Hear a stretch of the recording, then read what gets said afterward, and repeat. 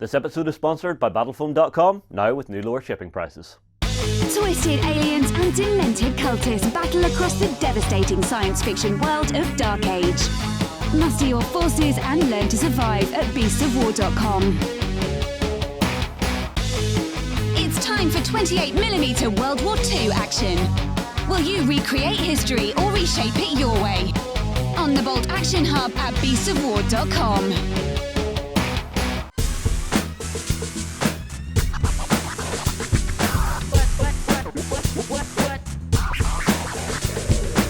Good morning and welcome to The Weekender. I'm Warren, I'm your host. I'm joined by Ben on the screen, Justin in the chair, and Sam in the chair as we go on a journey through the sights and sounds of tabletop gaming.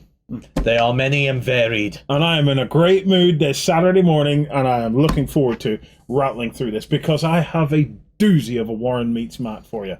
I mean a doozy. In fact, my mind bubbles with what I might be coming up with during this. First things first, remember to catch up on Infinity Week. We are giving away eight prizes on this show. Or not on this show, but for Infinity Week. Yeah. So Infinity Week was all about the Japanese Successionist Army. And they are very cool. Oh, they're amazing. They're amazing. So the Japanese have split from the Chinese. From Eugene. Yeah, and they're all beating the crap out of each other. It is awesome. It is all kinds of awesome. If you get in and comment on those videos, we're going to be giving away 5 US Ariadna starter sets and 3 Oyuroi Kidobutai. Yeah, that's what we're giving away. So please go and check that out. Come on over to beastsofwar.com, and they're also on YouTube. Yeah, also in that themed week, we have new information on Aristair for the next expansion, and a good chat about the new Uprising book coming for Infinity very soon. Yes, Uprising, the new book. You want to check that out. Earlier this week, on Wednesday, because Wednesday is Hobby Day, we rolled out a brand new live show called the Hobby Hangout. And none of us, except for Ben, was actually in it. No, I had a brief guest appearance. Did you get a brief guest appearance? You did a cameo? I did a cameo. You walked past by mistake or something? No, they brought up some of the hobbits I've been painting in the forums, so I got pulled over. Well, Hobby Hangout, I'll let Ben explain it, but basically, Hobby Hangout is a new weekly live stream taking place at Wednesday lunchtime. Lunchtime for us. So between, I think it's between 1 p.m. and 3 p.m. And it's a weekly tour of all of your projects. So anything that you're painting or 3D printing or terrain making or doing whatever, it's an opportunity for us and the community to just chillax and hang out with him, John, and Lance. Did you enjoy it, Ben? Yeah, it was really good fun. I love going through all the community stuff and checking it out. Like I do the community spotlight and everything like that, and that's fantastic. But it was really nice to delve into some of the other forum topics as well, give tips and get feedback on stuff at the same time as well. So yeah, the live stream format's really fun, and looking forward to doing it again next weekend in successive weeks as well. So yeah. So be sure, if you can, to hop on for that. So that's Wednesdays at 1 p.m. UK time. So we do keep them the videos as well for later if you missed it. But don't miss it, because then your chat and stuff doesn't get into it, and it's all about you. So be there or be square. That's groovy. Okay, next up, Prague Open. You two guys are going to the Prague Open. We're going on an adventure. This is going to be educational for young Sam, because he's never travelled with me alone before. Young Sam. Is that what he's being called now? Young Sam. Apparently. Sam. So you're going over for what? The 40k Prague Open. So it's a big 40k tournament that's being supported by the guys over at GameMat.Eu. One of the guys from there, Matus, reached out to us and wanted to bring us across to actually get some coverage of the event, actually just show you what goes on at 40k Open, and actually we may have a little bit of a sneaky peek reveal for you at the event. So we should be live blogging from the event. And I think it's just for at least a Saturday. Yeah. I think we're going to cover the Saturday, because this is a very flash in the pan visit. So we fly out Friday, cover Saturday, fly home Sunday, and hopefully my hangover's gone on the Sunday. Because the last time I was in Czech Republic, the amount of booze that we went through, we had a party and it was great. Now this is going to be fun, because last time I worked in this office, I was teetotal. Yep. I'm not anymore. Asia broke me of that. Well, so you turned 16 then, yeah? Actually, no. I drank when I was 16. I stopped drinking when I was 18. Oh, so you got sensible, and then you've lost it again. Yeah, when I turned 24. Welcome back to the team, man. Welcome back to the team. Trust me, night out in the Czech Republic you're going to love. There's a drink over there called tea. I love tea anyway. Oh, no, there's a different type of tea. Yeah. I'll show you. I will educate you. Right. It also means that next week there may not be a weekender, and there's a couple of reasons for that. I'll talk about more in XLBS in the backstage show tomorrow. But basically, we're looking at doing a massive studio rejig, and to be able to do that, I need a full week of basically all hands, and we won't have studio set up because everything's going to be torn down and re-erected. So basically, cue the Tetris music. Yes, it'll be quite a thing. Well, you say that when he said rejig, I didn't hear him properly. I just heard jig, so I just pictured the whole Beast of War crew Irish dancing around the studio. I am up for rejig. So this is kind of like whenever someone says, "Oh, we need to remodel slightly." Total teardown. Yeah. Well, I would make a great Michael Fatley, I think. So I think I can do that. So, right. Do you know what? Enough of all of this. I have a doozy for you. It is time for Warren Meets Matt.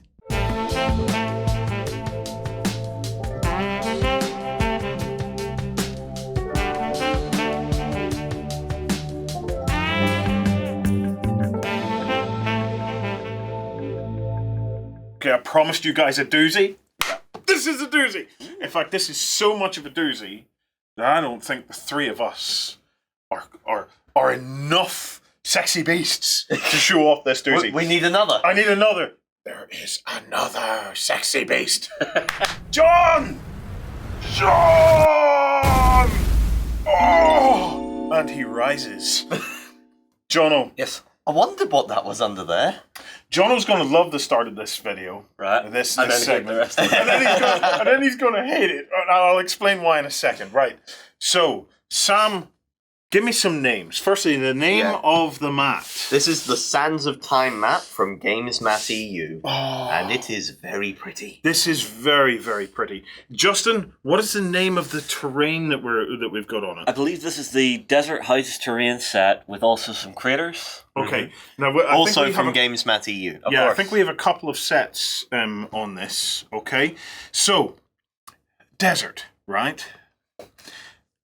Everybody needs desert. Okay, you can throw desert into any gaming scenario. Okay, obviously what we've got here, looking at the mat first and foremost, the mat is scaled, I would say, primarily to 28mm gaming. Okay, 28, 30mm. Do you know that whole bracket of inch high God scale, okay? So in the mat, some of my favorite details are over here where you see just the tiniest little bits of shrubbery starting to break through. I love this kind of dry road kind of effect. I think it might have been a riverbed, yes. Well, a riverbed. Riverbed, road. Where we're going, we don't need roads, Sam. Over here... we need camels. We've got paving. See the paving all creeping into there?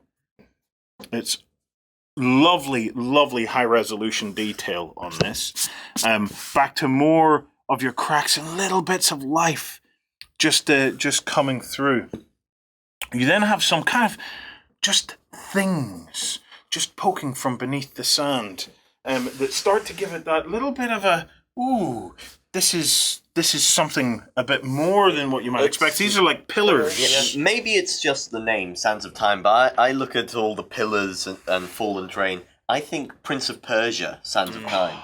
Prince of Persia would work so well on this. Notice these pillars, I thought they were like pipes. Yes. So from a distance, you could get away with doing some sci-fi. Equally, but the thing is, there's very few sci-fi that don't have deep time attached to it.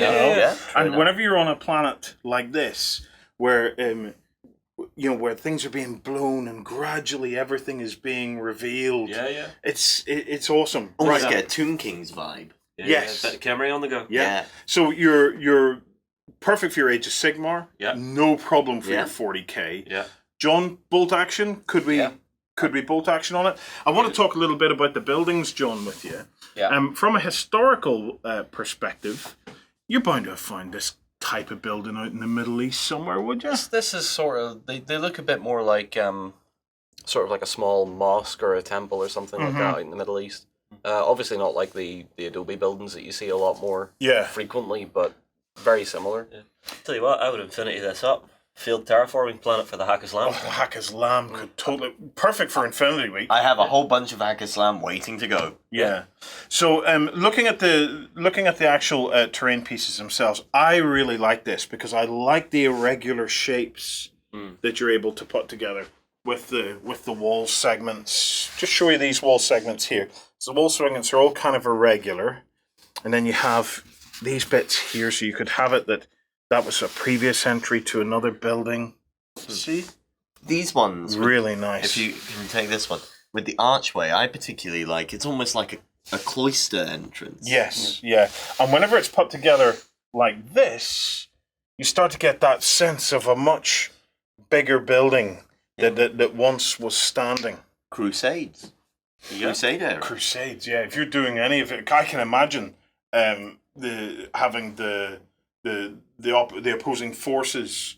So were they Arabs, Persians, Arabs? I think Arabs. The Saladin on that side, your Crusaders on this side. Because if there was a dry riverbed, you can be guaranteed they were probably marching along dry riverbeds because riverbeds tend to lead somewhere. Yeah. So you can going through this, you can have a massive saga battle. You could even, in the middle.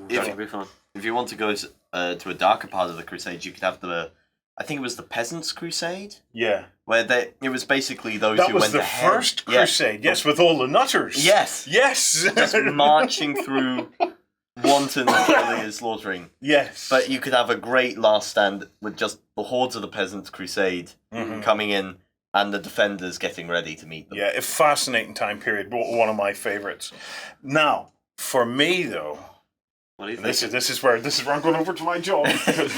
Lawrence dancing all around the table. Yep. John. Yes. Myself and the viewers need a favour. Okay. Right, okay. Because I'm looking at this, and I'm all Star Wars up to the hind teeth at the moment. Okay. Yep. I look at this and I think Star Wars. Star Wars has so many planets, the desert planets that we already know of. There's Jakku, there's Jeddah, there's Tatooine. Yep. Okay, and that's only scratching the surface. Get that off! Get that off! Get that off! I have a plan, and you're disturbing it. So, and that doesn't include the hundreds of thousands of other planets that we could base this on. Okay, however, I want to have a little play with something. And I need you to help me. Right. Okay? So what I'm going to do, I have boxes of, this is the Mantix modular terrain sets, okay? Yep. It's called the Battle Zones, okay? Isn't this some of the stuff you used for the Broken Atat? Mm-hmm. Yeah. So we have bunches of this stuff left. I want to create a little set-on sci-fi set. In other words, I don't want to ruin the buildings because we've already seen how versatile they are for across all sorts of different genres. Yeah. So what I'm thinking is, can I create a little kind of set-on pieces that I can just clip on and set around the place that will take this from the Crusades right into the Star Wars era? So I'm going to challenge me, but mostly you, to try and do that during this episode. Okay? All right. So, I'm in this episode, so it's probably going to blather on for at least an hour and a half. Okay? So you've got a couple of hours while they're watching. Time is a ticking, John. I will very quickly pull together, because I did cheat. I spent last night pulling some bits and pieces together. So all right. Let me give you what I've got. And then during the course of this episode, if you can paint it up and then come back to us, just every now and again, feel free to hop in and we'll see how you're getting on. And then at the end of the episode, I want to show it Star Wars. Well, then, I better get to the lab. Excuse me a minute, the lift's a bit weird. Hi guys, I'm Mel the Train Tutor and you're watching The Weekender on beastsofwar.com. I have high hope. You know what, this reminds me of an old TV show like Challenge Annika. There's probably got to be a countdown timer or something on John's videos. We got Challenge Jonica. That was Countdown. It's all the same to me. Do we need to get John a helicopter and have him just ride around hanging out of a helicopter? I have no idea what this is. Believe me. Oh, old school TV, man. I used to love it. We don't need to get John a shell suit. I'm sure he has many of his own. Nice. His will be camouflaged. You get him like a neon blue. No. John's a spiritual dude. He'll have it in lilac and all of the mauves and purples and stuff. And it'll be extra shiny. Extra shiny. He'll be buying the proper 80s gear, and getting it imported. He is very particular about making sure everything is period appropriate. Oh, yes. Here's the thing. Are we now getting to the point where we might see 80s reenactors? Oh, we already do. Hipsters. Yeah, we will see. We will see. Right. So, like I said, we will call in with John a couple of times during the rest of the show. See where we're at. Stay tuned to the end of the show to see if we did it, if we managed it. Did my vision, because although John's doing all the work, I'm getting all the glory. So did my vision for this work? Were we able to very simply take what was effectively a historical tabletop and turn it into Star Wars? We will see. Okay. Hope. Yes. Yeah. I have hope. I have high hopes. What is it? And tell me all about it. This is a board game that ran on Kickstarter, successfully funded. They've now got it up for pre-order. Let me actually bring up the Kickstarter page for you here. So the whole concept of this is you are set way, way, way into the future. Humanity is at peace. Everything is wonderful. You know what you talk about whenever you have an infinite resource? There will be peace in the world. So this is a utopia. Yes. Unfortunately... No, there will never be peace in the world. There is in this world. Because as Morgan Freeman... Oh, no, it was Michael Caine said, some people just want to see it burn. True. Okay. But within this game, the world is completely at peace. But a problem happens. Right. The universe... You know the way we had the Big Bang? Yes. In this game, we're going for the Big Crush. Right. So the universe is now starting to shrink back in on itself. Yes. And you...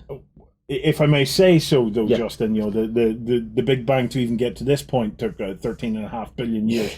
I can't imagine them being in much of a rush. Well, this is set in a fantasy world where science doesn't really apply. Okay, it doesn't apply. Where the ideas of science apply, but everything's going a lot faster. So are we going for Big Crush in 14.5 billion years or 14.5 minutes? Well, the game plays in about 60 minutes. Okay, right, okay. Big Crush in about 60 minutes, okay? Right. The art for it looks absolutely gorgeous. The whole concept is, it's a two-player game where you are trying to basically recolonize different dimensions, right? So you see the way you have the three colors on the board here? Yes. Did you ever play Qbert whenever you were a kid? No. No, it's an old 80s video game where you're jumping up and down this style of a board. So imagine if you're in the red dimension, that's your floor, and the blue and the purple are the walls.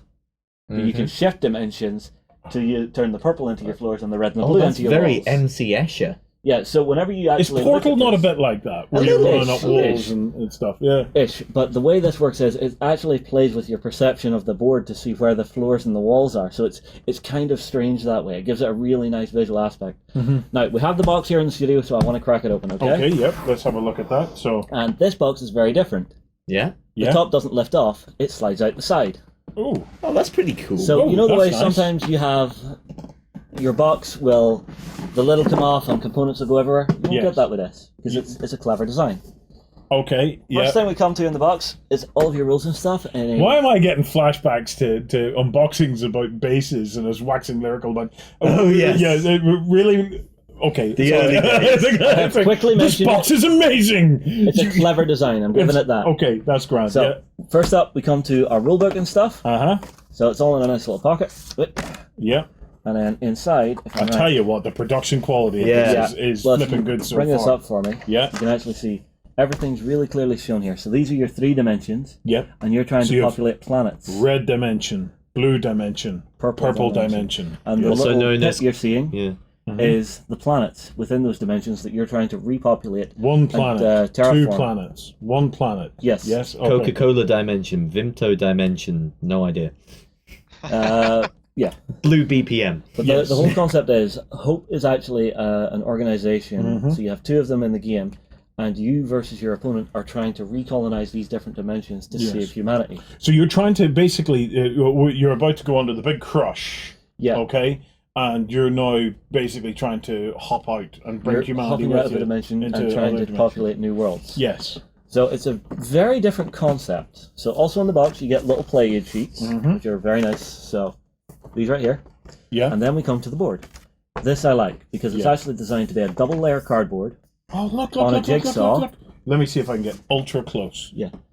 So do you see that there? Yeah. So it's a double layer. So whenever you build your hexes into that, they're not going to scatter. Oh, that's very nice. It's a really nice little bit of Well, design. I tell you what, the production quality of this is superb, something else, isn't it? It's little details like that elevate a game for me and make it just feel pure quality. Yeah. Okay, so you've got your double layer triangles, yeah. Further down, you have your score tracker, and this is where the semi-cooperative nature of it comes in. Okay. It's So like a basically- DNA helix there. Yeah, well, you're running along this track, and eventually you will hit the entropy of the universe. Yes. So you are trying to actually be the person who has terraformed most planets and get furthest along this track. So Yes. you're trying to save the universe together, but you still want to be the person at the end who has done the most work to do it. So that's how you win. You know, this reminds me of a book series by Terry Pratchett and Stephen Baxter called, the first one's called The Long Earth. And it's about humanity discovering the existence of other dimensions, other possible Earths. And because these are Earths with no humanity, they go into them and colonize them. Yep. So it's all about that new frontier in science rather than in the usual manner.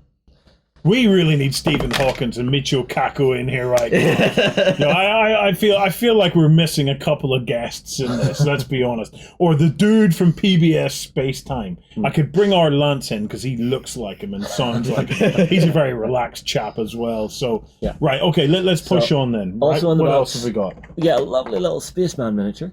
Right, okay. Oh, he's kind of funky. So you only get one spaceman, yeah? Yeah. Okay. You then get your little suction cup flag. Oh, God. Look at it. Hang on. Look. Give it here a sec. Wait. No, I was... Please. Please. Oh! Sorry. Dude. I thought it needed almost, a bit of... No, hang on. I almost F-bombed from that. Okay, Dude, well, seriously. I'm trying to get it to stick properly. I think you got it. Yeah! Perfect! Awesome! We did it! I'm wearing this for the rest of the show, I assume. Yes! This means... Right on the temple. Has anybody ever done that to you before? No. Do you know what that means? You colonized my head. I've colonized your head, man! Okay. I was going to be all sympathetic about how he almost took your eye out there, but that is too funny. Dude, you almost took my eye out once. Okay, right, let's go. With a Nerf gun, yes. Right, let's see, what else have we got? So you've got little coloured baggies, I assume for different tokens and stuff. I don't have all the mechanics and stuff down just yet. Of course not. We have little colonization tokens, I assume. So these are all a bag of little tiny spacemen as well. Yep. So let me give you an indication of the difference between the little spacemen and the big spacemen. Yeah. You then get these pair of pillars, which are... Oh, that's kind of... And what do you do with these? I have no idea. Of course you don't. Yeah, it's okay. Really, this is just a quick overview of the game. You're just showing us the components, yeah. So, card decks, 4 card decks. Every so often from the corner of my eye, I catch him with the flag. Ooh, these are cool, little spaceships. Yeah. Okay, so let's see if we can get some of these little spaceships out to have a look And at we have some coloured spaceships. Oh, those are really cool. I like those. They're nice, aren't they? Yeah. Yeah, Would you like to see the coloured ones better one? Yes, Ben? Ben. As Justin was mentioning, that it does play with 2, but it goes all the way up to 4 as well. Oh, so really? if you're interested in 4 play, you can get stuck in that way as well. That's why there's all the different colours of ships and stuff going on. So. Okay. Going down a layer. So we have command boards. Command boards, yeah. And then we have... You have the actual hexes. And you see what I mean whenever you look at this? You've got that 3D aspect. So me looking from this side, I would be seeing the blue as the floor. And if you rotate it, now the purple's the floor. Ah, I see. And if you rotate again, just a little bit, the red becomes the floor. Oh, I think I see what you're talking about. Yeah. So it's that forced 3D perspective. Yeah. Right, keep going, because there's more in there. Yeah. So that's your game board. Give me the game board, yeah. We then got what I believe is your character tiles for each player. Okay. Yep, you do get 4 of these. Okay. I believe they even have a Justin character in it. There he is, just minus his little flag on his head. So we can paint that in. Oh no, this one has a dog. Yeah. There is a dog. Yeah. Although there's actually a pretty decent Ben in here. This gentleman here. Ben's not quite that orange. And you're a dog. Yeah. So I assume there are like different character cards you can play about. Yeah. Okay. Quality of the product looks fantastic. That is amazing. Even the inside of the box is Even the artwork. inside of the box is lovely, you got isn't it? that. Look at that. So very nicely made. I'm very curious to actually try and get a game of this in to learn how to play. Yeah, 10 out of 10 for production quality. Yeah. It is absolutely lovely. I just want to put forward one of the things I was looking at when we were talking about this. I think it was back when the Kickstarter was up as well. Yeah. There's that semi-co-op nature to this, but there's also the aspect of there being a traitor in the midst as well. Yeah. So you can have someone who works for not Hope but Nope, and they're trying to make it so that you get to the end, but and they're at the top of the score track, but everything has gone badly. So when the game ends, but they're at the top, they win instead, which is pretty cool. So. Well, I really like that. We're just going to keep this. I'm literally going to see if the suction on this stays for the entire show. No, you say this is up for pre-order at the moment, so people can jump in on this. On the Kickstarter page here, there's a pre-order button here. Yeah. And if we click through, it takes you to here. So it says it's coming soon. So it's not live to pre-order just yet. Yeah. But the link is already there for you to go through and be ready for it. Awesome. And it's in multiple languages too. Yes. Well, hopefully, we'll get the guys to get a bit of a playthrough. Are you hopeful for Hope? Days. I'm very hopeful for Hope. I think that looks lovely. Right, up next, we have a bit of an interesting one for you. We are going to sit down. Well, these two guys are going to sit down with Alessio Cavatore to have a chat about the Pacific Rim. It's coming to Kickstarter, yeah. Yes. Yeah. Well, not the movie, the game. Right. They'll be right back. From Viking halls to the cities of the future, terrain buffs will love our foreground hub. Watch gaming tables of all genres come to life at beastsofwar.com. Progress comes to a world of magic as science and the arcane combine to make marvels. Meet steampunk inventors and orc mystics at the Volsun hub on beastsofwar.com. Hello everybody and welcome. We have been joined by one of the meisters of the industry, Alessio Cavatore, and today we are talking Pacific Rim. Yeah, I am so excited for this. I am absolutely pumped for this. Alessio, you sneaky, sneaky man. How did you lay your hands on this one? Well, I couldn't possibly reveal the secrets of the industry, but as you know, licensing is all, doing well on one, and then the other ones are much easier. They get easier. It is, it's like the housing ladder. There's a licensing ladder, effectively. So, step by step. Yeah, of course. I reckon he just followed Guillermo del Toro around for about a month going, please. No, that's what I would have done. No, I would imagine Alessio probably made a full-on Gypsy Danger and went, Guillermo, look, it's beautiful. Full size, that would be nice. Okay. I mean, this license is is for Pacific Rim Uprising, of course. So the second movie, so Del Toro is just consulting, I guess, producer. But then, of course, we got the first one as well. So it's all wrapped up into one. So we have all Pacific Rim, which is super cool. Yeah. I am really excited to see what you're going to do with this, Alessio, although I have to imagine you have probably been walking around now for months, biting and chewing your lip off, going, I can't talk about this, gah! You're off the chain. There have been some leaks, I think. I'm sure you guys at some stage will reveal the little video we filmed months ago, where there was some... Of course. Yeah, but you're off the chain now, Alessio, you can tell us. And to start with, can you tell us a bit about the game? Sure. Well, it's obviously big miniatures, 75 mil on average. It depends on the size. There's bigger ones, and I don't know how well you'll be able to see, but I'm sure you can fly some images there. But if I put this next to my face for scale, so it's pretty big. There's Gypsy Avenger here. Hello, Alessio. Have you went ahead and painted that one? You know how well I paint, of course. Not. What we're gonna do, of course, is these are going to be pre-paint. We are in the process of getting prototypes and painting tests, and of course the quality control will be as strict as possible. Everything matches exactly what we show, etc. So, it's an interesting new adventure, this pre-paint thing, and with challenges and exciting things. But obviously, when we see the quality, we should be able to achieve. It's quite Yeah. astonishing. As a fellow non-painter, I am very happy to see that. Yeah. Although I do want to say congratulations on the Highlander. Thank you. Looks like a fantastic game, and I cannot wait to get my copy. Now, Support. what? Thank you for your support. Oh, well, you make great games, Alessio. Simple as that.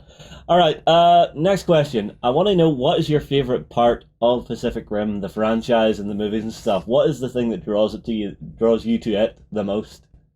Well, as a personal thing, I am a big fan of Japanese animation. As you know, Japan is a big thing in my life. I was married to Japanese, went to Japan yearly.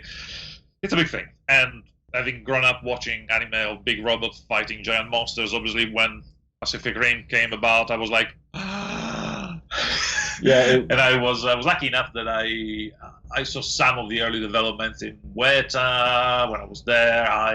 And then I went to see it in IMAX cinema, and I would definitely recommend to people that like the genre, that like these movies, to go and watch Uprising in an IMAX.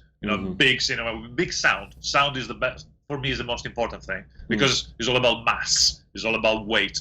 And Pacific Rim, unlike other films that feature giant creatures, I think it very much makes you feel the weight of these things, make you feel the mass of these things by being slow, cumbersome when they move, and the sound in the cinema is so important because the vibration in your body when you feel the thing stomping, it makes it real. It makes it so much more real. Yeah, so you want to feel your ribcage vibrating whenever Gypsy Danger's walking. That's right. The Kaiju scream and you feel like, oh my god. Yeah, I had that feeling when I first saw Pacific Rim. Actually, on the subject of him being in Japan, I've just got to say a quick thank you to Alessio, because a few days before I went out there, he gave me one of the most valuable pieces of advice for going to Nagoya, which was eat misokatsu. What is misokatsu? Please tell me it's not cat. Because I heard cat in there. No, it's not cat. It is not cat. Movie. If you don't know misokatsu, just don't ask. Okay. It's too good.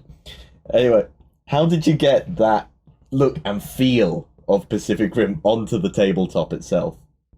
Well, clearly, trying to translate IP into rules, particularly war games, is something that I have quite a lot of experience with, and hopefully people think that I'm good at. Maybe, but it was, together with the two other designers, we worked on this and made sure that, for example, the mass of the movement, we wanted to keep it simple because we want people to be able to use a few models, not just a single model, because that would we want to be able to maneuver a force of Jaegers or a force of Kaijus. So we couldn't make it too complicated, but I think the way we convey that is with the movement. I think one of the main ways is the movement of the Jaegers, where you move a certain amount of hexes forward, and then only at the end of the move you can rotate one hex side left or right, which means that you have to think ahead what you're going to do next turn, because obviously if you move yourself in a position where, because you have to move forward before turning, you can stop in your tracks and turn, but that slows you big time. But basically you don't want to end up in front of another, or a building, or a piece of terrain, another model, so then you stop. So that mass and cumbersomeness in movement is very important. Kaiju have it too, but they are, because they're organic, they are more maneuverable. They can turn at the beginning or at the end, so that actually makes them a lot more flexible in the way they can maneuver, because obviously they're creatures of flesh, not machines. So yeah, that was kind of the simplest way we managed to do that, to keep it simple and give you that feeling of there's a mass, there's a momentum. You have to think about that as you move.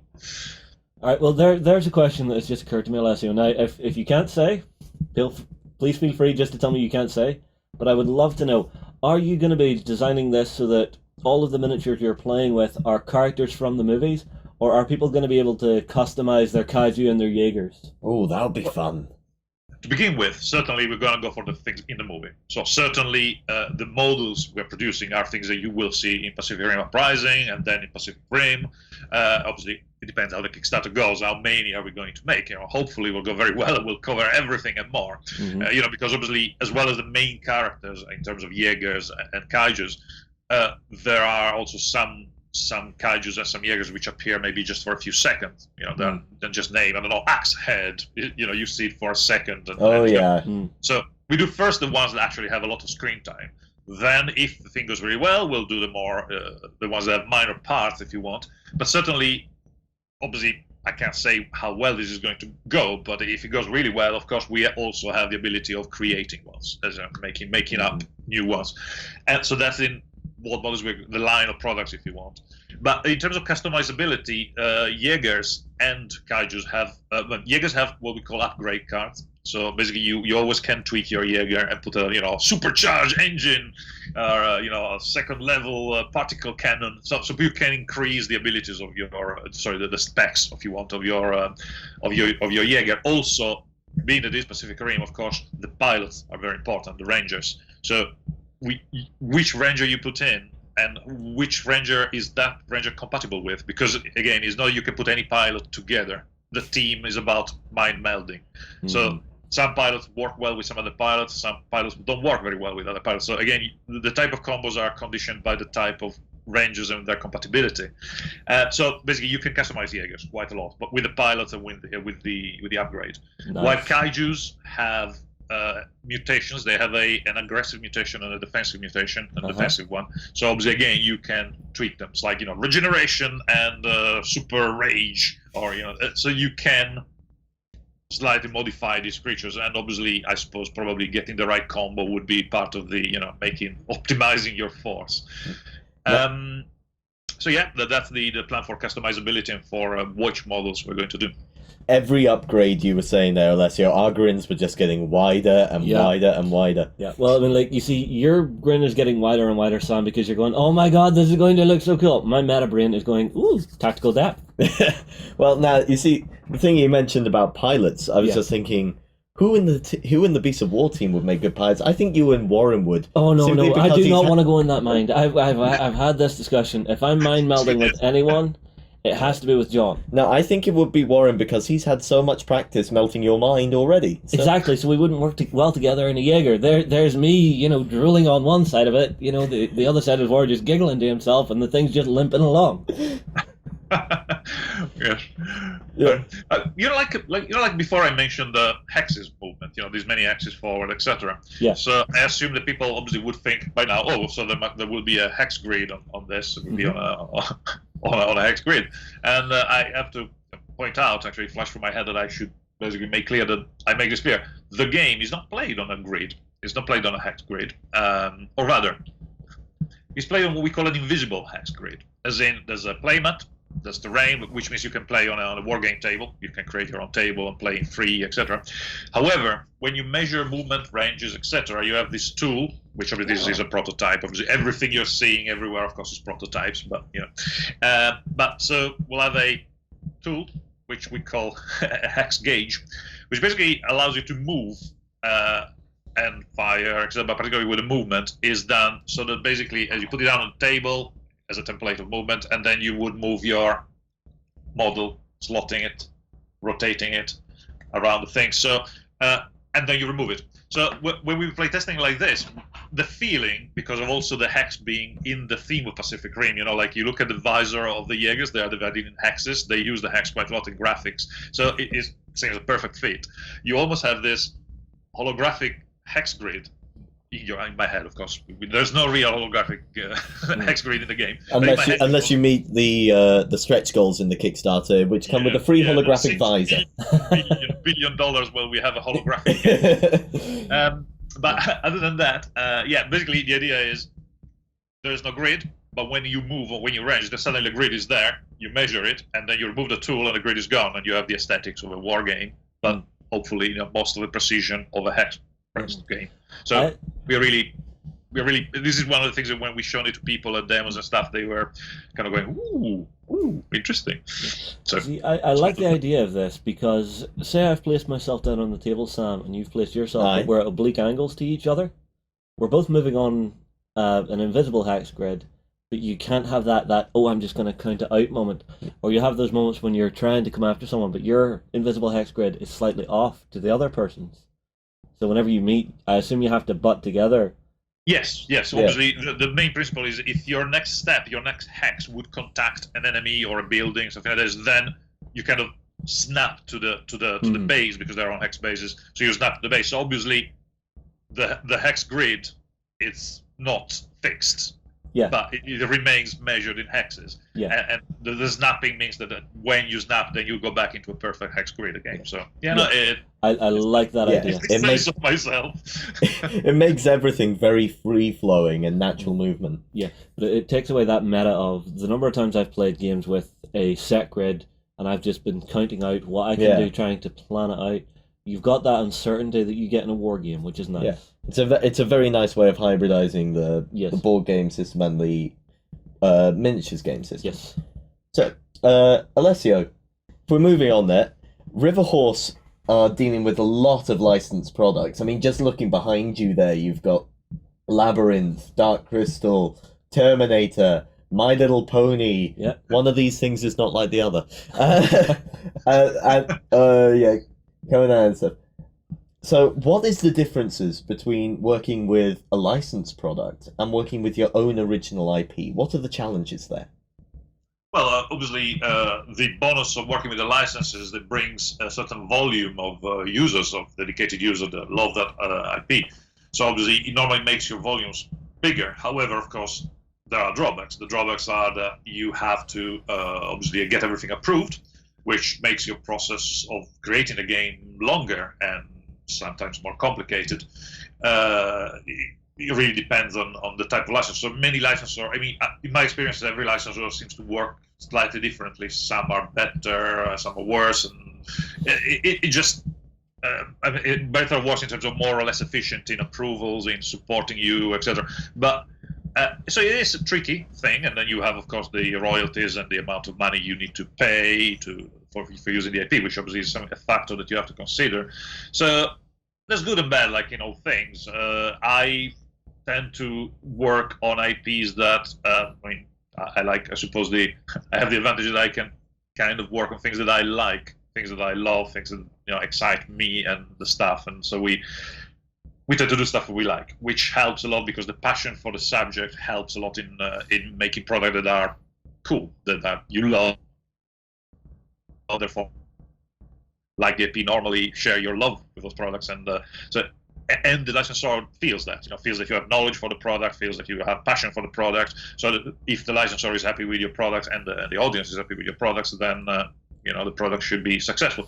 Of course, like all things IP, then there are I'm sure, guys, you're familiar with the classic internet crowd where sometimes, of course, you think, what have you done? You ruined my favorite IP because it didn't do exactly what I would have done with the IP. And you go, yeah, that's a fact of modern community stuff. That kind of stuff happens. But overall, we found that the love for the passion for the IP is a massive factor. I mean, the amount of people that said that, oh my God, Labyrinth, is the best. Oh my God! So we found there's a huge crowd of people who share our passion, my passion for that movie, and it's really heartening. Thinking of all those families playing the game and enjoying with their kids playing together the game is just, the thought of those people that at Christmas bring out Labyrinth, watch the movie, and then play the game with their kids all together as a cooperative game, and then they write us and say, oh, that was fantastic. I played with it. When you get those things, you just think, well, it's all worth it. It's just so much joy to think that you brought joy to other people in their houses, etc. It is great. Yeah, I actually have a friend who is the biggest Labyrinth fan ever, and when I showed her that your game existed, it was amazing. Her eyes just went so wide. Yeah, well, trust me, you should have heard John's Laura whenever she got her signed copy of the My Little Pony role-playing game. I swear to God, I heard dogs bark and she squeaked that loud. It's just like... Well, and if your dog just barked there, I'm sorry. I'm a massive Del Toro fanboy, so I'll be going over this one with a fine-tooth comb, Alessio. No, for me, it's this kind of an IP, this kind of a movie it's meant to be lighthearted and fun. Oh yeah. You do not go over this with a fine-tooth comb. You get stuck in with big stompy robots, massive drooling kaiju just hammering hell out of each other. Big stompy robots are a serious thing, my friend. They're big stompy robots. They're huge. They're fun, and oh look, it has a plasma cannon. Amazing. I know. Okay, Alessio, quick one for you. Can you give us any sort of hints as to what Kaiju and Jaeger we may see you making here? You know, some of the first ones we'll see coming out. Sure. The starter set, so to speak, the core set, if you want, has Gypsy Avenger, which is obviously the main character. Leaving aside the actors, but in terms of Jaegers, is the main character. So Gypsy Avenger for sure, and he will be facing off against Shriketorn, which is a Category 4 kaiju that will be fighting them in the movie. So and then I don't know if you've seen the trailers, but there's kind of the action focuses on mostly 3 kaijus against 4 Jaegers. Mm-hmm. Kind of in the trailer you can see them fighting each other in different settings, and so those 4 and 3 will be the start, the initial focus. There's also another. I mean, if you look at on the internet, there's a few videos and stuff of Gypsy Avenger fighting a mysterious Jaeger. Yeah, there is some Jaeger on Jaeger action out there. I am curious to see what you're going to do. Plasma swords, effectively, and he's fighting that too. And obviously, I won't say much because this goes out before the movie. But oh, please tell us. The NDA, Alessio. No, the NDA. Think of the NDA. All right, the final question. And then we'll see. It depends how the Kickstarter goes. Whether the demand is, to continue and explore more of Pacific Rim Uprising, or going to Pacific Rim, the first movie, a mix. So we'll see. We'll see how the thing develops. Okay, the final question then, Alessio. I know what I'm going, but I want to know what you're going. So I'm going to be going Jaeger all the way. Alessio, what's it to be? Jaeger or Kaiju? Both, clearly. The man speaks sense. All right, Sam? Well, I mean, like in war games, often I collect more than one army, just for the simple reason that when you have a mate that doesn't have any, you want to play, you go, right, I'll give you this army, so you play these, I'll play those. So clearly everybody needs both, right? Yeah. Yeah, I can get behind that, because I do that in the office quite a lot. If I want to get into a game, I'll get 2 factions, that way people I want to get into it have no buy-in. But I would have to say my preferred faction of this would be the Kaiju. Fantastic, we won't argue. Yeah, I love that organic element of them, and the monster designs are just amazing. I don't know, for me, growing up, one of my favourite anime had to be the Gundam series. Right. So I grew up with like Gundam Wing, and I just love the idea of having huge robots just duking it out. It's great. I grew up with Pokemon. Give me more monsters. Well, Alessio, thank you very much for that little bit of a look at what's happening with Pacific Rim. Oh, do you have something else? Yeah, one last thing. Alessio, can you tell us the date of the Kickstarter launch? Monday the 12th of March. Yeah, so this coming Monday. That's right. Very soon. How long will the campaign be running for? 3 weeks. 3 weeks? Thereabout, yeah. Okay. Yeah, beginning of April. I think the 4th at the moment, but it may be finalized. I don't know, but yeah, towards the beginning of April, I think. Okay. Well, I'm definitely going to be sitting with my mouse just hovering over that pledge button, just going, you need to eat this month. Yes, you may not be the only one there. Yeah.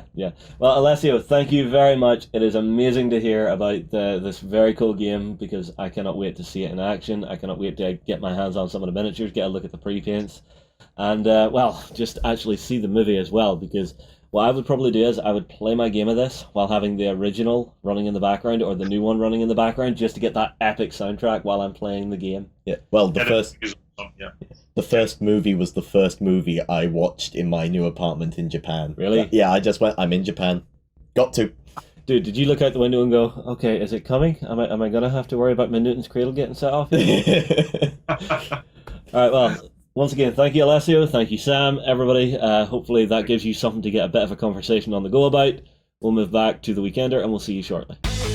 Fame and fortune awaits in Blood and Plunder. Set sail in the golden age of piracy and claim the riches of the Caribbean at beastsofwar.com. A world of hideous nightmares awaits in Kingdom Death Monster. Fight to survive or fade into darkness at the Kingdom Death Hub at beastsofwar.com. Okay, so I am super, super excited for Pacific Rim Extinction. Yeah, as I said, I'm a big Del Toro fanboy. Yep. I love Pacific Rim. I was so hyped when I saw that there's a board game coming out. The fact that it's a pre-paint is a huge plus to me. Especially to me, because I don't paint that much. Well, we have a bit of a competition for you guys, Yes. okay? So for anybody that's watched that, if we're going to have a bit of fun, okay?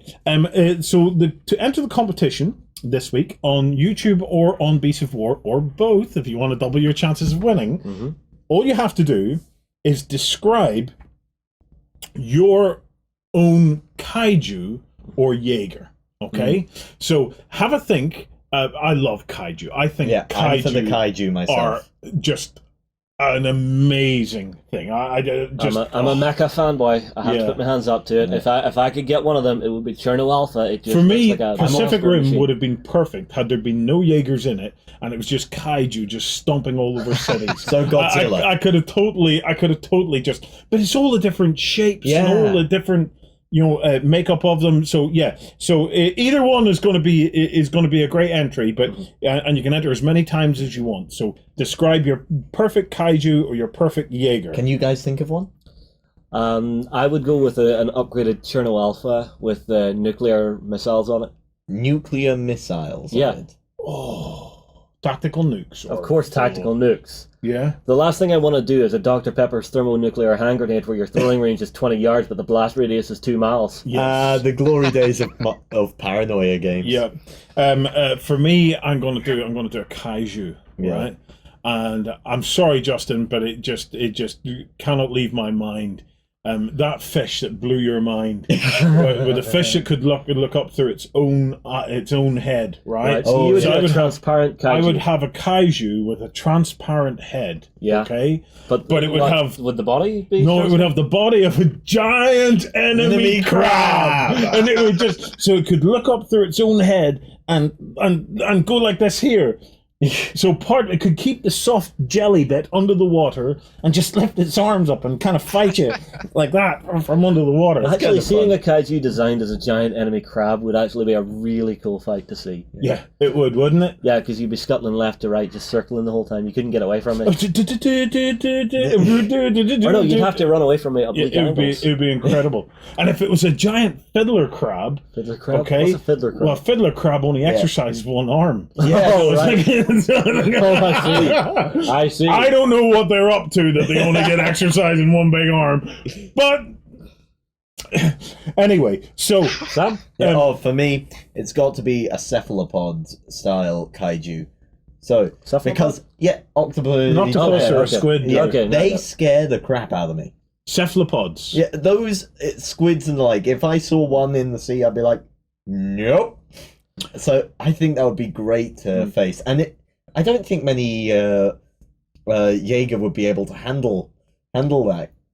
It's soft and squishy. Plasma cannon to some part of it. Plasma cannon to some part of it. God. Right. Center mass. Okay. Are you ready for this? Okay. So, by entering our competition, you're in with a chance of winning a copy of Dark Crystal. So you weren't expecting that. Maybe you were, because Lance has probably put it at the front of the flipping video and in all of the full page spreads and everything. But so we're giving away a copy of the Dark Crystal board game. Yeah. How we connect the two, River Horse. River Horse is how we connect the two. We wanted an opportunity to give away the Dark Crystal board game because it just looks fabulous fun. Yeah, that, and it means that whenever the Kickstarter launches, everybody wants to jump in. Right. Dark Crystal has really cool creature designs. Yep. It's a retro style movie, which Pacific Rim draws its inspiration from those sort of things. Yeah. Yeah, Del Toro probably watched it once. Del Toro was inspired. This is it. We picked Dark Crystal because Del Toro was inspired by it. There we go. There we go. Yeah, so if you want to win a copy of the Dark Crystal board game, I'm loving this because those people that would watch Pacific Rim, I'm kind of thinking, are they the kind of people that would want Dark Crystal? And those people that watch Dark Crystal, are they going to even know what a Kaiju or a Jaeger is? So a Kaiju is a big, giant, fleshy monster. But when I say giant, I mean Empire State Building size giant, huge. And a Jaeger is a big, It's not a robot. Jaeger. It's a Jaeger. Is a piloted thing that you have one or more pilots in it. No, yeah, you have to have 2 pilots because otherwise the neural load is too much and you kill your pilot. Yeah. Drift compatible, man. There you go. 2 pilots, and then it has arms and legs. Most people don't know that Pacific Rim was originally a project by Jim Henson that he wanted to do, but he did not have the technology for it at the time. It was originally going to be that, like Kermit fighting off giant mechs in the middle of the city. Anyway, to be in with a chance of winning, you know what to do. Right, I want to find out how John is getting on. All right. John!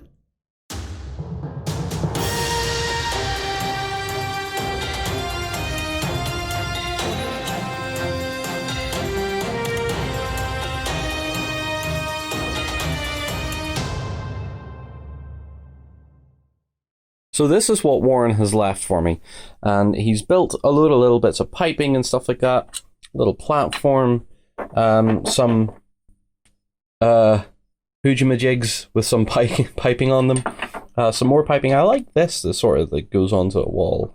Yeah, that's kind of cool. It's nice. And some more hoojamajigs, an engine thingy with a hoojamajig on it, and some more piping and just other little bits and pieces. Now, to get this done quickly, we have to rely on 2 things. Firstly, a rattle can, an air can or a spray can, and a little bit of airbrushing. And I also have a little bit of an extra step. There's 2 extra steps. One to add some color to it all after it's been airbrushed, and something else just to add a little bit more realism to it. So the first thing we need to do is take all of this stuff to prime. And for this, I'm using an Army Painter Uniform Grey. It says so on the bottom of the can. It does exactly what it says in the tin. And once I have that done, I can then sit down and start some airbrushing. So I'm going to run off and quickly get this stuff primed. With everything primed, as you can see, everything is a nice uniform grey, hence the colour uniform grey. Now, it's time to zenith this lot. And of course, we're going to be using the airbrush at this point. And I know a few people are saying, but I can't afford an airbrush, I can't use an airbrush. The main thing here, guys, is that you can pick up a fairly cheap airbrush off the likes of eBay or something like that. A full set for, 50, 60 quid. If you want to pick up one that has a decent storage tank on it, maybe about £100 or something like that. And zenithing is really one of the first techniques you can learn with an airbrush, and it's remarkably simple. I've done it so many times now that I would hate to brush paint anything on after priming. And really, it is just such a simple thing, because the first thing you're going to learn with the airbrush is how to maintain it, how to look after it, how to clean it. But once you have that down, it's pretty simple to start using it for priming and stuff like that, especially if you're working with single figures. Or even batch painting stuff. So what I have here now is my airbrush, which is let me see which one this is. It's a Iwata Eclipse HPCS. And that is one of the airbrushes I've been using for a long time in here. And it's simple to clean because it strips down very quickly and easily. And a very versatile little brush too. Now, for zenithing, so imagine we've airbrushed this. This would be sort of what you would get. To zenith, let's look at this piping first. So get a nice good feathered look, and because our zenith in this case is going to be one of the primary colors, we're going to go fairly heavy on it but not too heavy. So what you want to do to zenith is pick the center line on something this shape and just go with it. So let's see.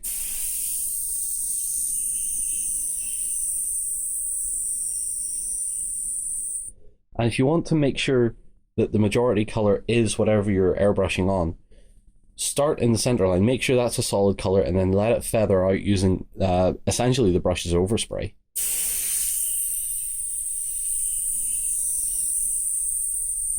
So that looks solid, and then we'll just feather it out a little bit.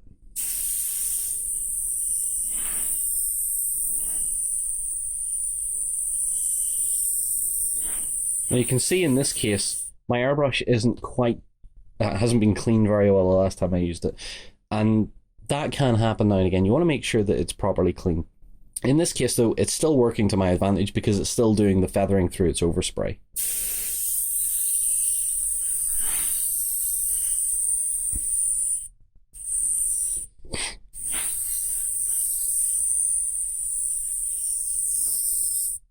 Okay, so that is essentially zenithing, and it's a very quick and easy technique. So let's try something a bit more complex this time, and let's look at this. So this, I assume, is going to be sat on a building something like this. So you want to take the top down areas first, so up on the top here first.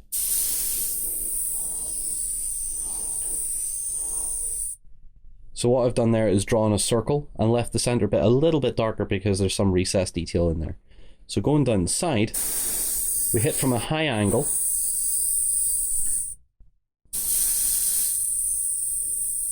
And we let the spray catch everything on the way down. So let's try here, because this will show the bolts very well.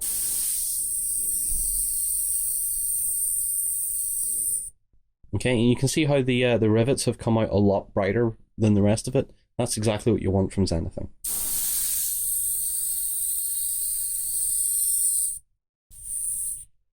Now, down the pipe work itself, again, keeping that high angle, and then hit these connection points.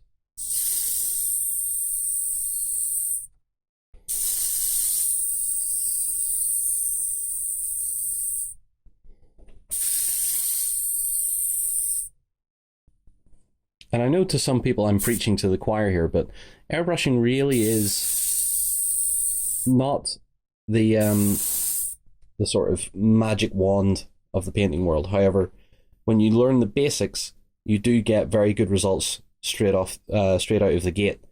So what I'm going to do here is push on, zenith everything else, and when I come back, I'm going to look at picking out a few colors here and there, and then possibly even a little touch, a tiny little touch of weathering.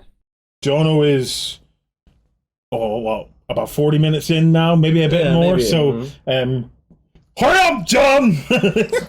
Right, Ben, it's over to you, man. This is your moment. This is where you get to tell me what the hell's going on in the world.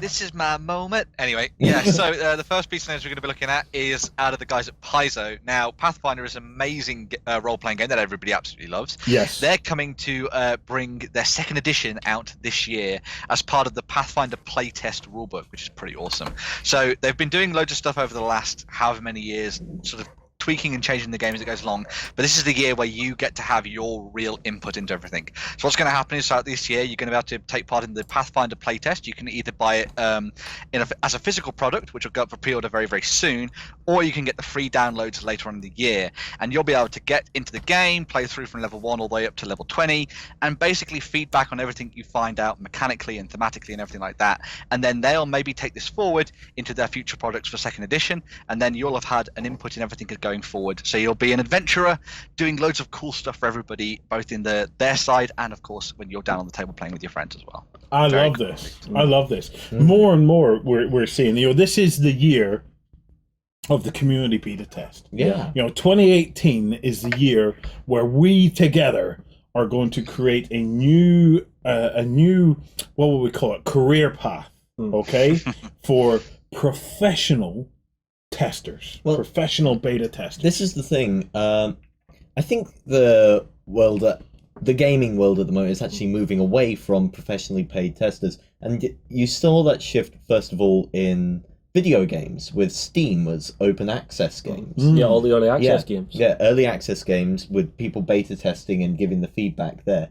And now we're seeing that in board games a lot more, where they're throwing it open to the community, and I love that. I don't think there were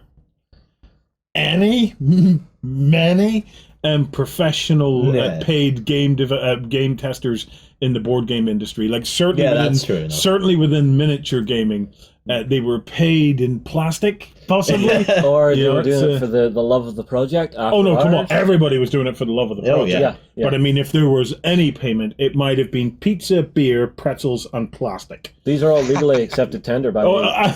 All legally accepted tender. Oh God! Right, okay. Have you seen the exchange rate on pizza? It's amazing. Well, it's certainly better than the exchange rate on the pound. And even more so on Northern Irish fivers. Yeah, or the krona. But what I'm wondering is it's with all of these beta tests, because we saw a great playtesting thing but done by Wizards of the Coast.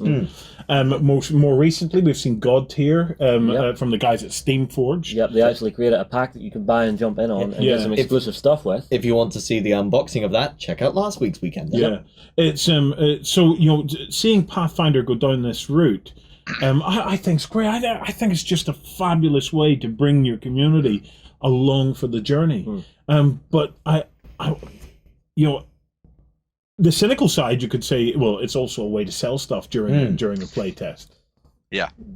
Well, I mean, one of the big things with this is that, as I say, you can buy stuff during this playtest period that's going to be out in print. It'll never be reprinted, so if you do want to get it, you need to go into the pre-order period of, I think it's between March 20th and May 1st. But saying that, there are going to be free downloads available for everybody with just the rulebook as well as the adventure book and some map tiles as well, if you're interested in that sort of things.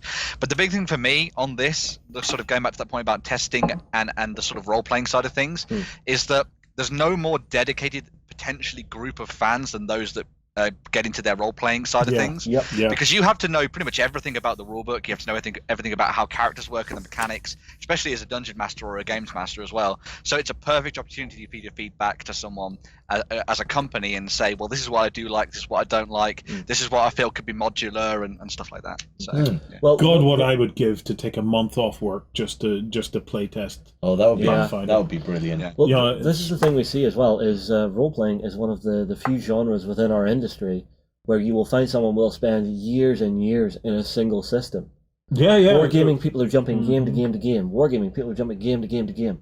Role-playing, you will find the world you love to play in, and you will live in that world. I don't know. I think there's plenty of people that will experiment. I think it's a bit like with Wargaming, where they will usually have their one preferred system, but they will also branch out into things. I think the difference is it's maybe a little more difficult to have casual two ships in the night kind of role-playing experiences. You need a more dedicated group to get the best out of role-playing, at least in my opinion. And that's why, whenever I look at, I would love to do some Star Wars role-playing, even D&D. I want to get back into Call of Cthulhu. I miss it. That and Paranoia. World of Darkness for me. But this is why World of Darkness is a great one. I absolutely love it. Right. You're going to love it when you meet Chris from Dark Days Radio. I know. I've been chatting with him about it. But this is why I say I feel like I would need a month off. I would love to just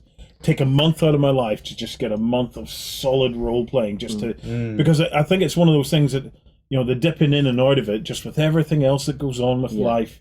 It's I don't know. It's something that needs a bit of dedication. Yeah, definitely. Funnily enough, I just remember one of my first ever D&D experiences was playing with you guys back in the old Coleraine studio. Yes, yeah. Is this the Hawaii 5-0? Yeah, this was the Hawaii 5-0. Sharkarosaurus, baby. Where I borrowed a gnome sword mage. We walk into a room full of bad guys. Warren playing Sharkarosaurus, and his immediate tactic is throw the gnome. Yes, it was a very well considered tactic. The Sharkarosaurus is probably my crowning glory as an RPG character, because having a dude that whenever hits the fan, starts to hear the opening intro to Hawaii 5-0 before turning into a groovy shark that just spins and dances his way out of trouble. I know for the rest of my gaming group it might be a little unrealistic, but come. Warren, unrealistic. I'm just hearing white tiger. Okay. I like to stretch it. I must try. The other obvious way to get into RPGs, and certainly a great way for you guys to get into this beta test with Pathfinder, is it's not so easy for us all to meet up these days. So there are lots of cool ways that you can do role-playing online now. Yes. Ben, have you had a go at a couple of the online kind of systems for role-playing? Yeah, I mean, me, Lance, and a couple of friends went through and played using Roll20, which is an amazing system. It's got a really nice setup to it, very, very easy and simple to use as well.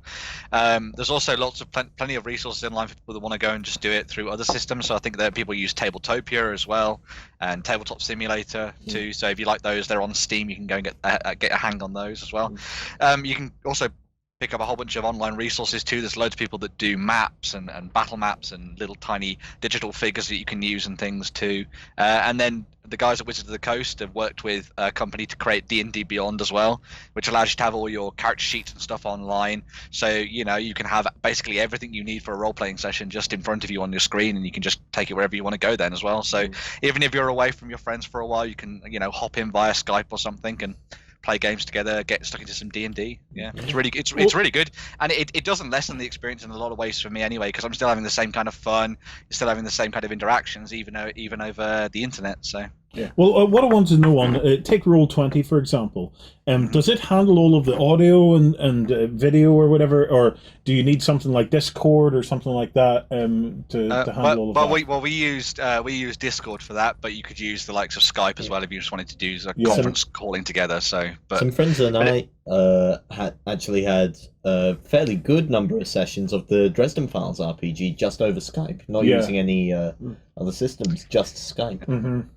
Well, it's because it's one of the interesting things, because as long as you've got some way of rolling dice in some way, be it via an app or something like that, especially if you're going to go down the route of it being more mind's eye than it being tactical, then it doesn't necessarily mean that you need an online resource to do that. So, as Sam says, Skype, and just use your imagination. Does Roll20 handle all the dice rolling and stuff like that, though? Yeah, it handles all the dice rolling. It sets up the scenes for you. So, as I say, you can see battle maps and enemies and where they are on the tabletop, and you can look at the scenes and stuff as well that the GM has put forward for you as well. Yeah. So, yeah. I actually was invited to join an online Pathfinder role-playing group. Mm-hmm. I actually did turn them down, unfortunately, just because I know with work things are really crazy in here sometimes. So I didn't think I could commit to it. So I didn't actually want to let people down. Yeah. Okay. Maybe you get Rue into that. Yeah, Rue's got his place. Oh, yeah, Rue's camped outside outside an establishment in what is it, Golden Shower it's called, isn't it? So World of Warcrafting away there. But anyway, if you're interested, a platform that actually handles the rolling for you and actually can bring up things on the screen that you can read off as the story. What platform's that? Wow, World of Warcraft. It'll do dice rolling as well, yeah? It does all your dice rolling. Uh-huh. And you can actually have notifications come up middle of the screen to all of your group members to actually have them read off what's happening in the story. I just now have a picture of a bunch of character avatars meeting in a tavern so that the players can play Pathfinder through them. Oh, so that would be fun. You're role-playing your character's role-playing.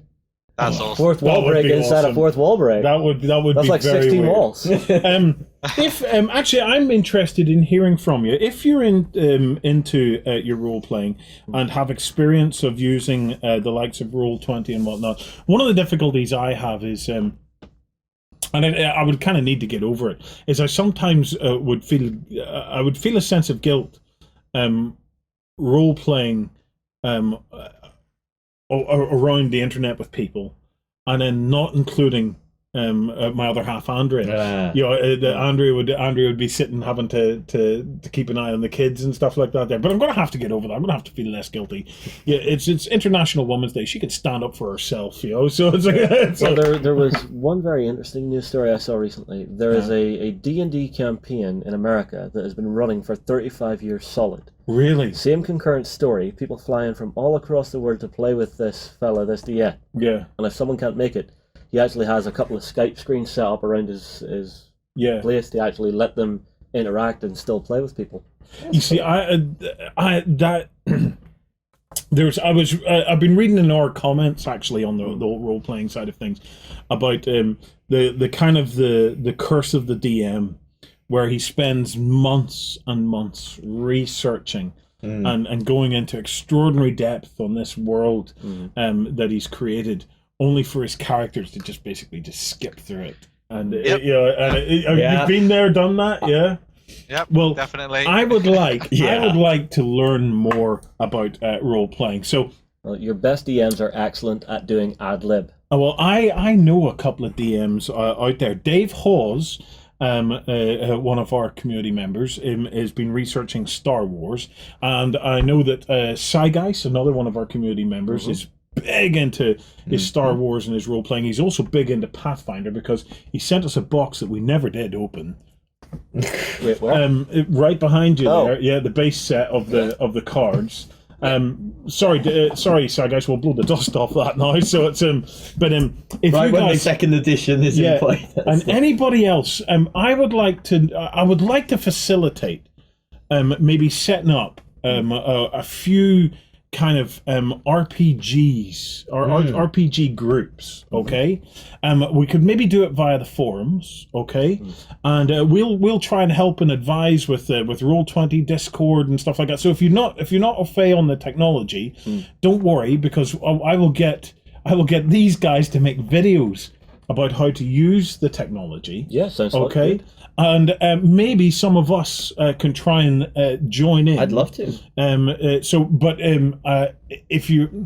It would have to probably be as kind of like special guest characters and things like that, because I would say it'd be difficult for us to commit to long campaigns. But if I can connect you guys together, we'd be very interested in seeing that come to life and facilitating and trying to help. There's a very simple way to do that if you have someone who drops in and out, or if you want to actually have a guest slot character. Yeah. You just have the character be possessed by a demon. Uh-huh. And so every week a new person comes in, it's a new demon possessing the There's the an host. option. Or There's just, an option. Or just have an NPC ready to hand. So if there's a group that you would like to do D&D, that's great. If there's a group that would actually like to be almost like the Beasts of War beta testers of Pathfinder, that could be cool. If there's a Star Wars group, hit me up. If there's a Call of Cthulhu group, give me a shout. And if there's a World of Darkness group, leave me alone. It would be awesome, actually. Yeah, I'll get a post in the forums. It'll be over. Come on over to beastofwar.com. You maybe have experience. You maybe don't want to play with us, but you maybe have experience. You can come in and put your experience into the forums. Maybe you are looking to get a game. And whatever your skill level, don't worry. Let's all get in there. And we'll flesh it all out, and then we'll open up. We'll find a way to make this happen, because there was one of the great RPGs ran on Beasts of War about a year ago, and it was our historical editor Oriskany ran an online RPG with him and some guests, where they were it was set in the Cold War. I'm pretty sure it was set in the Cold War, and they were a tank group trying to escape something. I think that was basically it. I can't remember the exact details of it. And when did the werewolves come in? Oh, there was no werewolves in it, man. There could have been. What about the zombies? There was no zombies in it either. Oh, it was really, really good. We were watching them all participate. And a lot of the guys that were in it were tankers, or at least ex-military. There was a lot of military guys in that. So there was a mix of guys in there who really knew their stuff, and guys in there who maybe didn't know as much, but just really wanted to enjoy the experience of it. And they got on like a house on fire, and it was really well done. I think it was managed through the forums, and it all built up, and he did graphics and stuff like that for it as well. Pretty cool. So if anybody fancies setting up a historical RPG, that could be cool as well. I just think it's a great opportunity for us to see them going. And if we have all these guys RPGing, right? Anytime we want to get a game, we just say roll us up a weird character or a demon. Milton the Malkavian will ride again. And then we can get in. And if everybody's using the same setup, that makes it easy for us to get all sorts of games. Although I tell you what, Warren, there's one that we wanted to do that we forgot about. Which was the Fantasy Flight Apocalypse series. We totally need to do that. Where you play, Fantasy Flight do a great RPG series where it's a whole series of apocalypse scenarios. Zombies, alien apocalypse, aliens, apocalypse, AI. It's you role play yourself. Yeah, I know. Yeah, so awesome. That is one I would love to try, because it would be interesting seeing how we would do in the zombie apocalypse in our gas-powered ice cream van. Yes, we would do it. You would have both of us. You would have both of us. So I'd be pushing the van. Yeah, let's. Okay, so now it's the sand power. Do we just get like a little hamster wheel in the front? Yeah, okay, a little hamster wheel will do. Okay, would you believe we've only covered one piece of news? Ben, in other big news, so this is the retro show, okay? We've got Dark Crystal and stuff. We also have Confrontation, obviously of fame of Rackham, okay? So anybody who's been in the hobby since about, it would have kind of imploded in around 2010. 2009, 2010 Confrontation. Yeah, I just missed the boat on it because I was just getting in at that time. Me too. To give you a bit of background, Confrontation was the first miniatures range that actually gave Games Workshop a run for its money. Really? Right? Games Workshop had basically sat in the industry completely uncontested for a couple of decades. Before I walked into Beasts of War that first time, I didn't know there were any other miniature game lines. I thought it was all Games Workshop. The only company that back in those days that ever gave Games Workshop a run for their money, and I remember talking to Jez Goodwin. Is it Jez Goodwin? Yes. I remember talking to Jez about this, and Jez was such a fan of what the sculpts and their sculptors. Jez is an incredible sculptor and an incredible human being as well. And I remember him telling me just how much he admired what the guys at Rackham had done. But Rackham had created this fantasy world called Confrontation. And their sculpts were absolutely beautiful. Now, Rackham imploded. Okay, basically what had happened is that Rackham took a giant bet. Okay, and they had a sci-fi game called AT-43, and they had Confrontation. And AT-43 was doing quite well, but Rackham took this giant bet on pre-painted miniatures. Okay, WizKids had started to do pre-paints. And they'd been doing quite well. And all the research suggested that pre-paints were going to be the way to go in the United States market. And in order to get big in tabletop gaming, it's the US, okay? US, UK, Europe, but really it's the US. That's where you need to make your big dent. And important it was, this was all done before Kickstarter was on the scene. Yes, there was no Kickstarter or anything like that back at this time. So they took this gigantic bet on pre-paints. And so they had the AT-43 stuff, which came out pre-painted, and they had then they took Confrontation into pre-paints. The difficulty was that compared to the miniatures that they had, the metal sculpts and stuff that they had, the pre-paints bombed. They just the quality of them was on some instances was great. And in other instances, it was really ropey because it was a really difficult thing to pull off. More so than that, it was a stupendously expensive thing to pull off. So the company really did bet the farm on it, and it imploded. They failed, unfortunately. But so many of us look back at that Confrontation range of miniatures, and we just you could weep with their Wolfmen. Were beautiful. Now, here's the knocking around the office. Yeah, and here's the interesting thing. I guarantee that any of you, even new viewers of Beasts of War, who have bought into Kickstarters and stuff like that recently, already have miniatures done by the same sculptors, because whenever Rackham did finally fold, there were a group of the most talented sculptors in the world that then just diversified out and started to work all throughout the industry. And so many of the sculpts that we have drilled over this past 7-8 years since have been as a result of the same team that was behind this. And when they were there, I mean, like, I've seen some of the resin sculpts that they used to do. Yeah. They were light years ahead. There was one that was like a castle golem, I remember we built it. We opened up an old box of Confrontation. Yeah. Pulled this thing out. Each part was individually clipped out and put into a molded bit of plastic, but it had like a red velvet covering, and it just had such a quality feel to it. I almost felt bad when we put it together. It's incredible work.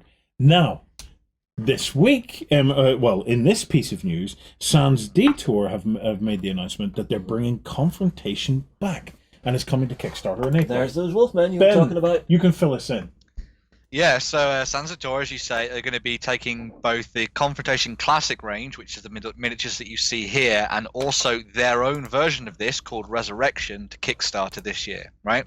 So this one is called Confrontation Classic, and it will be taking all of the factions. They're not going to leave any of them out from the old range and bringing them back in their own new sets for you to go and pick up and to play around with and use on the tabletop once more. This also means they're going to be looking at the rules as well, so hopefully for a lot of people this means it'll be the first time you get to look at the rules in the correct translations and everything like that. A lot of people have been talking about whether or not this seems like whether or not this Kickstarter's on the level and stuff, but from what we've seen so far, the guys at Sansator seem to be really on point with everything they're doing here. They seem to be very much engaged with this, talking with the community, and they've been doing live streams and all sorts of different things like that. So if you like the Confrontation range or you felt like you missed out, this April seems like it's going to be a pretty big opportunity if you get stuck in and picking up some of these miniatures, because as you can see, they look absolutely amazing. So it'll be really good if this actually does come back and reinvigorates that fantasy world on the tabletop. The Wolfen are just they have always blown me away. No, for me, it had to be those goblins. I love that guy with the wings. Yeah. Honestly, it's this little dude down the front who's on a broomstick with the rocket gun. It's just super cute. It is. It is amazing. I'm really, really interested to see where they go with that, because Confrontation has been interesting because the IP of it looked like it had been quite broken up and quite difficult for people, because at one point I believe even Cool Mini or not, before they came Simon, had the partial rights to some of it. There was a video game in the work. For Wrath of Kings, the Goritzi, I believe, have some of the old sculpts in their faction redone to work within the world. Yeah, but this could be an opportunity to really see the return of Confrontation, and I am really keen to see what they do with the rules, because I don't want them to bring back the rules exactly as they were. I see. Time has moved on. Game mechanics in the industry has moved on, so it's time for a fresh look. I'm not a big fan of these resurrected rules from eons gone by. There's better ways to play games these days, and it's nice to see. I think that's where you're going to see things shift in that direction with Resurrection later this year on Kickstarter. So as long as Classic goes well, I assume. Yeah. But I'd imagine they're going to do a little bit of a revamp for the rules and the model range as a whole going forward. But as you say, this was a range that I actually completely missed out on.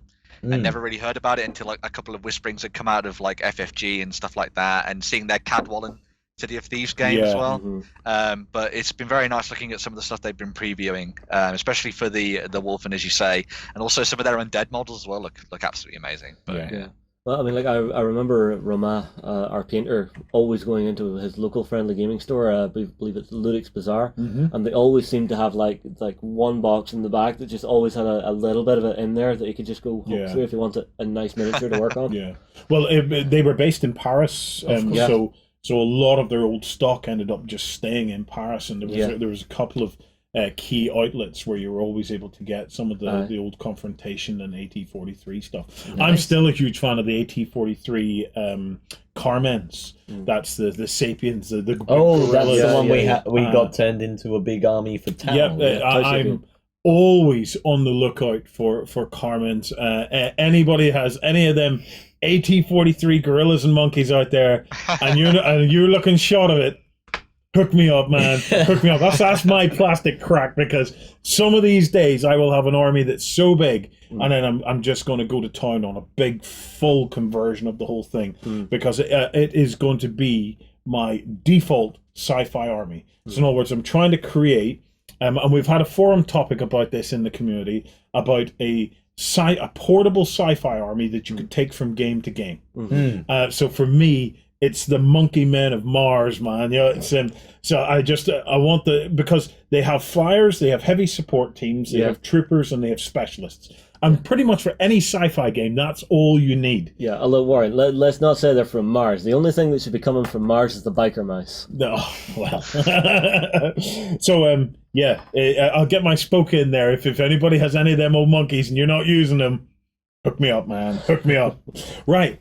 More massive news. Yes. I've got a whole load of massive news here, but this next piece of massive news is about Forgebane, the new battle box for Warhammer 40,000. So this is the new 2-player starter set. Prepare to have your mind blown. Holy smokes! I like them. That is a nice choice for a battle box, Ben. Yeah, so this is a clash in this one between the Adeptus Mechanicus and the Necrons. Both lovers of everything. Very different areas, of course. Did you lose me there for a second? Yes, we did. The Necrons decided to creep in there and muck with your feet. Yeah. So give us it again, Ben. Yeah, so anyway, yes, this is Forgebane, which is a clash between the Necrons and the Adeptus Mechanicus, fighting over, I'd imagine, Mars, as you might say, but this includes some really cool new miniatures in this box. So you've got the new Cryptek, which is the leader for the Necrons here. It's a new model that's going to be available in this, and then it will be available later as well.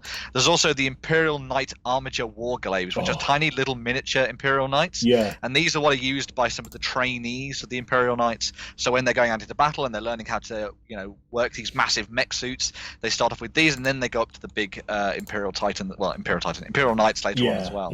Oh, they look about Dreadnought scale to me. Yeah. No, I think they're taller than a Dreadnought. Yeah, I think they're a bit bigger. They're lankier, certainly. Yeah. One of the things with this as well is that, as you say, it's a little bit of like a getting started set in a way. So it gives you all the kind of things you need with a HQ, some troop choices, and something a little bit special, elite, to get stuck into the game. And because it's Games Workshop, they put in some cool sort of rules so that you can use these as a themed force as well. Nice. So it all kind of works effectively straight out of the box. They've also, and this is kind of cool from these guys, they've said there's a big saving on what you'd get from these individually as well. So if you're looking for a way to get into it with an alternative army to Space Marines and some of the Xenos forces, is an interesting option for you. So. Yeah, or if you're fortunate enough to already own both armies, which we do, which we're lucky enough to, this is a great way to just to pick them up and say, well, do you know what? We're going to throw in a few more interesting units into each of them. If you were starting out, I'd like to know what each of us would pick. So Warren, Mechanicus or Necron? Necrons every time. Mechanicus. I've wanted a Mechanicus army since I was 13. Okay, Ben? I go in Necrons, nice and easy to paint. Yeah. I would also say the Necrons because I think I've played them once before and I quite enjoyed them. I think I'm outnumbered. Yeah, it's the Mechanicus. The Mechanicus is They're nice. Cool. But there's just something awesome about the Necrons. Yeah, that faceless horror just looking to extinguish all life. That and the fact that I just like this. Technically, the sculpts of the Mechanicus are they're some of my favorite sculpts. They are. I don't want to say they're far superior, but they're far superior. From a design perspective, the Mechanicus are unmatched and almost unmatched in the entire 40k range. I think so, actually. They are that good. I'm a devoted Eldar Harlequin player. I love my Harlequins, but the Mechanicus, as soon as the Mechanicus were released and I saw those sculpts, I just So my wallet. But just back of your head, just going Ave Imperator. Just 100110011. There is something about the Necrons and the art direction on the Necrons. It's that nice technological Egyptian feel. And the flat panels and stuff like that. If you look at the legs of the Cryptek, the big guys at the back. Not him. I don't have a close up of him. There. This here. The Canoptic Race. The Canoptic Race. They are cool. Just look at that. Yeah. Just look at that. Also, are they new sculpts for this box, Ben? Yes. No. They're not. The Canoptic Race at the back, they've been out since the Necrons were sort of redone. But the thing I wanted to point out about these actually is that a lot of people really like the sort of quite stocky, still look of Necrons, but I like that they've added a little bit more fluidity into their poses now, to give them a little bit more of animation, like feel on the tabletop, which I thought was really cool. And the fact that I am so tempted to start a brand new Necron. Are you? Necron army. What do you call? What is it the Necrons have? What are their armies called? Dynasties from Tomb Worlds. Yeah, Tomb World.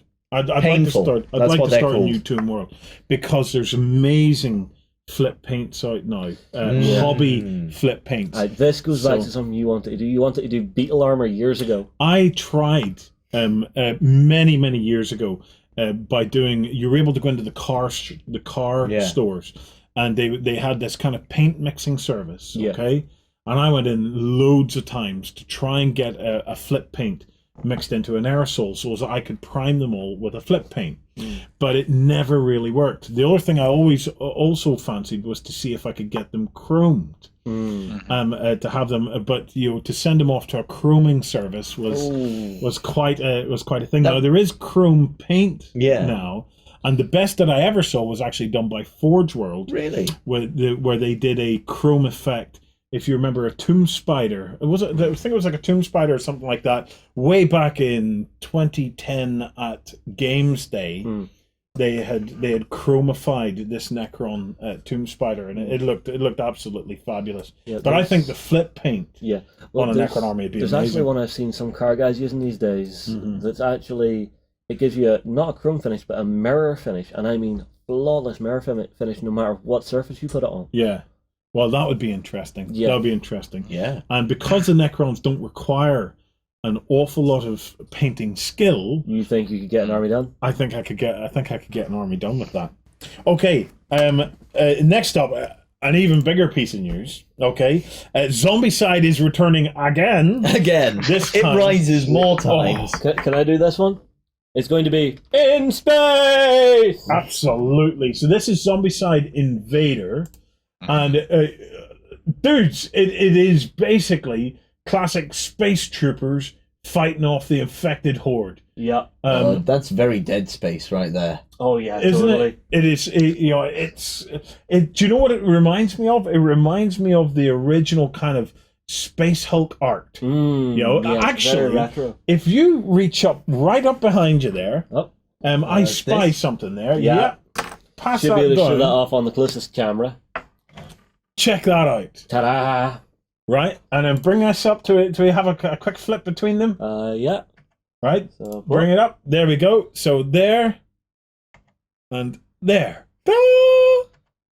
Isn't that just so cool? It's got that feel and flavour to it. I love it. I thought we might have had an old box of Space we do. Hulk. We do. Well, there's Space Crusade there. Space it's probably Crusade. pretty damn... Actually, the Space Crusade is pretty damn close too. Space Crusade's pretty close. Will I whip this one out too? So. I just don't tear the set apart. What do you see? Here we have the old Space Crusade. Check that out. So let's cut between that and... Yeah. Totally sorry, wrong camera. There we go. Totally retro. I love the retro feel of this. It's going to be great. What do we know about the game, Ben? So it's going to have all the kind of staples that you know and love from Zombicide. It's going to be a cooperative survival adventure game, whether you play on the tabletop. It's coming to Kickstarter in April, so that's another big thing to look out for in April. Insane. You're going to be playing as both soldiers and scientists in their power armor with their big guns and stuff, fighting off against the Xenos horde that has infected the planet. There's a real sort of focus this time, though, on this cooperative feeling between each other. No longer can you be the person that runs off by themselves to try and kill a whole bunch of stuff. You're going to have to really tightly work together to get through the game. They're also going to be tweaking the sort of inbuilt AI of the game as well. So that the Xenos forces on the tabletop are going to be even tougher than you've not previously faced in the likes of Black Plague, Green Horde, and all those kind of things as well. One of the big things that I really liked about this, especially looking at the artwork and some of the other previews that have been showing off this week, is that they've got a really good mix of different characters from different countries, different creeds, different races, and everything going on as well as some really nice mixtures between the genders as well. So you've got male and female characters getting back into this too. So it's a fantastic looking concept. Whether or not the game stands up will be very interesting to see. Hopefully see some gameplay quite soon, but it's looking very promising to begin with. Yeah. Is that Adrian Smith artwork there we're looking at? Yeah, because Adrian Smith is now fully on board as their sort of like in-house artist for anything that Simon do. Yeah. So whenever you look at a game from Simon now, it's going to have the Adrian Smith stamp on it, and he's an amazing artist. He is, yes. I've loved him since Games Workshop and even before that as well. So. Will you see what I dug out? It's Space Hulk! So this is the second edition of Space Hulk, right? So check this out. Look at that. This really has become the retro show, hasn't it? Become the retro show, isn't it? Yeah. I like the idea for this Zombicide, though, because it looks as if they're prepared. Yes. Normally, whenever you think zombie apocalypse, you're thinking, oh crap, the zombie apocalypse has happened. What do I do? Yeah. Well, I'm going to grab the nearest tire iron, baseball bat, or shotgun and rock and roll. This is Doom Marine. This is Doom Marine right here. I cannot wait to see the minis of this. Yeah. You know, it's because you know I've been talking about the generic sci-fi army. You can do anything. Yeah. I can't wait to see these sci-fi troopers. Yeah. I think these sci-fi troopers are going to be absolutely amazing. Definitely. April is going to be painful, folks, so pucker up. Yeah, well, I mean, like, I'm just sitting here biting my lip going, huh? Yeah, right. final piece of news from the guys at Two Fat Lardies. We have a new rule system called What a Tanker!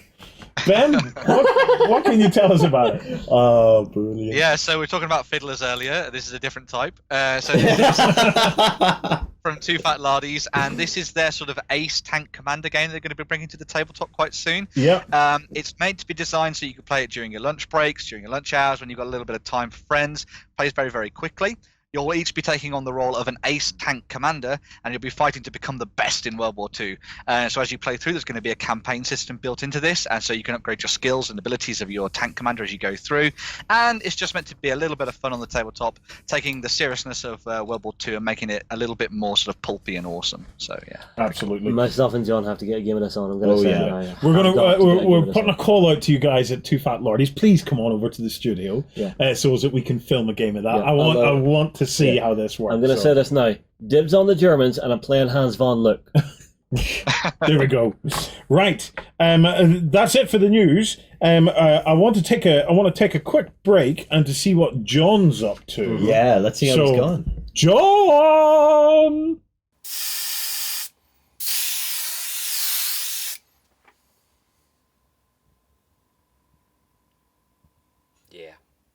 What that man can do with an airbrush. It's like, whoa. All right, well, here, hang on. Seeing as he's getting on so well. Very close now. Seeing as he's getting on so well, let's give him a break. Don't jinx him, man. No. I want to give him a bit of a break just so he doesn't burn out. Right. Because we also have Jim that we want to talk to. Okay. He has something coming as well. Riscany has a new article series called Baptism of Fire 1943.